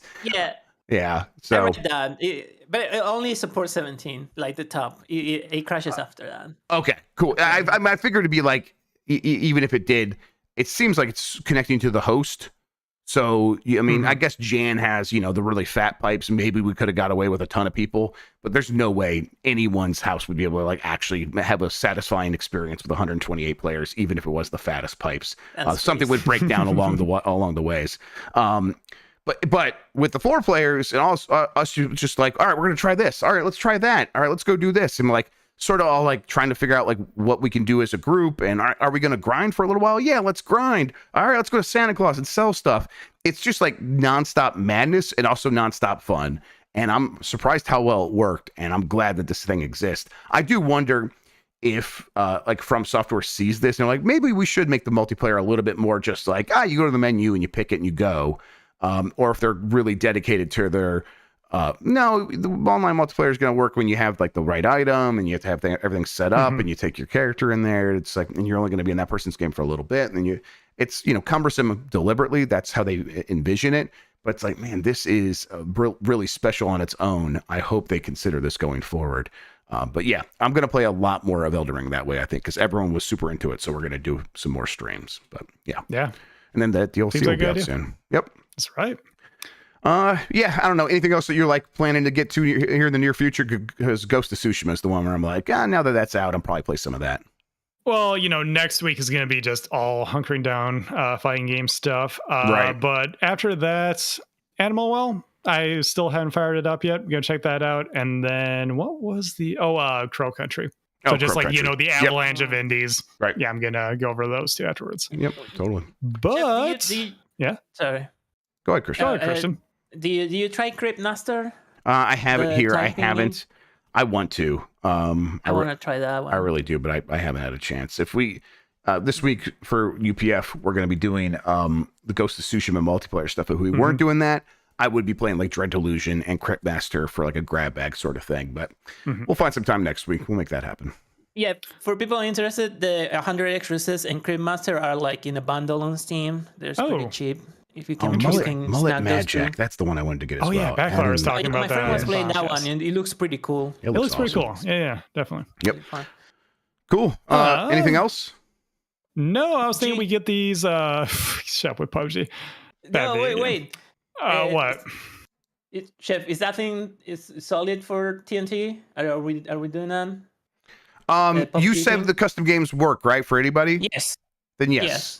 We can do it. Yeah. PUBG TNT next week. There you go. Barring any like last minute changes because of something with the website that I'm not anticipating. But schedules are fluid, schedules are fluid. And, everyone's busy. Everyone's traveling. Everyone's planning SGF stuff. There's meetings all the time because of those things. But barring any of that, TNT PUBG next week sounds fantastic. Yeah. And regardless that they put all Erangel that you can just play, and it's really cool if you play during those times when the game came out, when it was like I have a lot of affinity for that.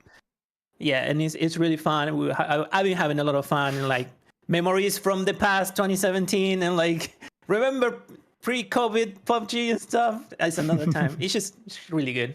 Man, I'm real quick. Sorry, this is an aside, but Steam is just so out there these days. Like it's to the point where like even I'm like blushing. It's like, okay, Ghost Recon on one side, Arctic Eggs on the other, some weird game about chicken eggs, and between that is a game just called Sex and the Furry Titty 3. Come inside, sweetie. Come inside, sweetie. Yeah. That's Steam, bro. Mystique is a lost art. like keeping some stuff like being a little coy. No, that's just gone. It's Sex in the Furry Titty nerds. 3. God forbid we have hobbies, Jeff. All right, you know what? Fair enough. I'm not here to shame anybody. All right. Who won, Shawn? Wait. Well, first, let's hit we got 2 super chat reads here. Let me do those real quick, and then we can end it with the poll results. Just Adam Wilson is a member for 20 months. Says, hey, another month. So thank you for that. And then B. Traven snuck one in here at the end. The government should ban console exclusivity. There's no reason for me to own 4 devices that can all play the same games. A waste of human effort. Yeah, I think we're moving in that direction naturally at a certain point. It turns out Dennis Dyack right all along. Who would have thought Dennis Dyack knew what he's talking about? Oh, man. All right, let me close this poll. All right, he's closing the poll. I'll close the YouTube one as well. There we go. Okay. It's pretty close, relatively speaking. The podcast producers have spoken with 55% of the vote. Okay. So, victory, but not not blowout. Right, it was closer to the YouTube one even. I thought the YouTube one was pretty close. So the winner is the Antaga Jeffs. Yeah, another win for the good guys, beating the bad guys by being better at picking bad guys. Considering you kept undercutting me at every single turn. Right. I do think picking first, very advantageous. I know it's like it should even out somewhere along the line, and we did talk about like snaking a little bit. Maybe try that once. Maybe try it. I really felt I felt like what happened to me last time with Mike happened to you this time, where it's just like I got off to a strong enough start, and then I was able to counterpunch every time, and you had to like be kind of catching up each and every time, and that's like that could I was outside of Ganondorf. I was just trying to like race to get these first, and you always you picked Sephiroth first. You got Ridley before me. I was like, man, every time. Yep, that's how I felt with the heroes. I'll take 45% when that's all considered. I see I'm losing roughly like 45, 55, or like 60, 40 everywhere else. I'll take it, all things considered. No, Shawn, you gotta yell. You gotta yell and say like, it's the boss, voter fraud. Yeah. People call me boomer pics. Yep. I really like your Shao Kahn pick. I'll say that much. And King K. Rool. I thought those were strong picks.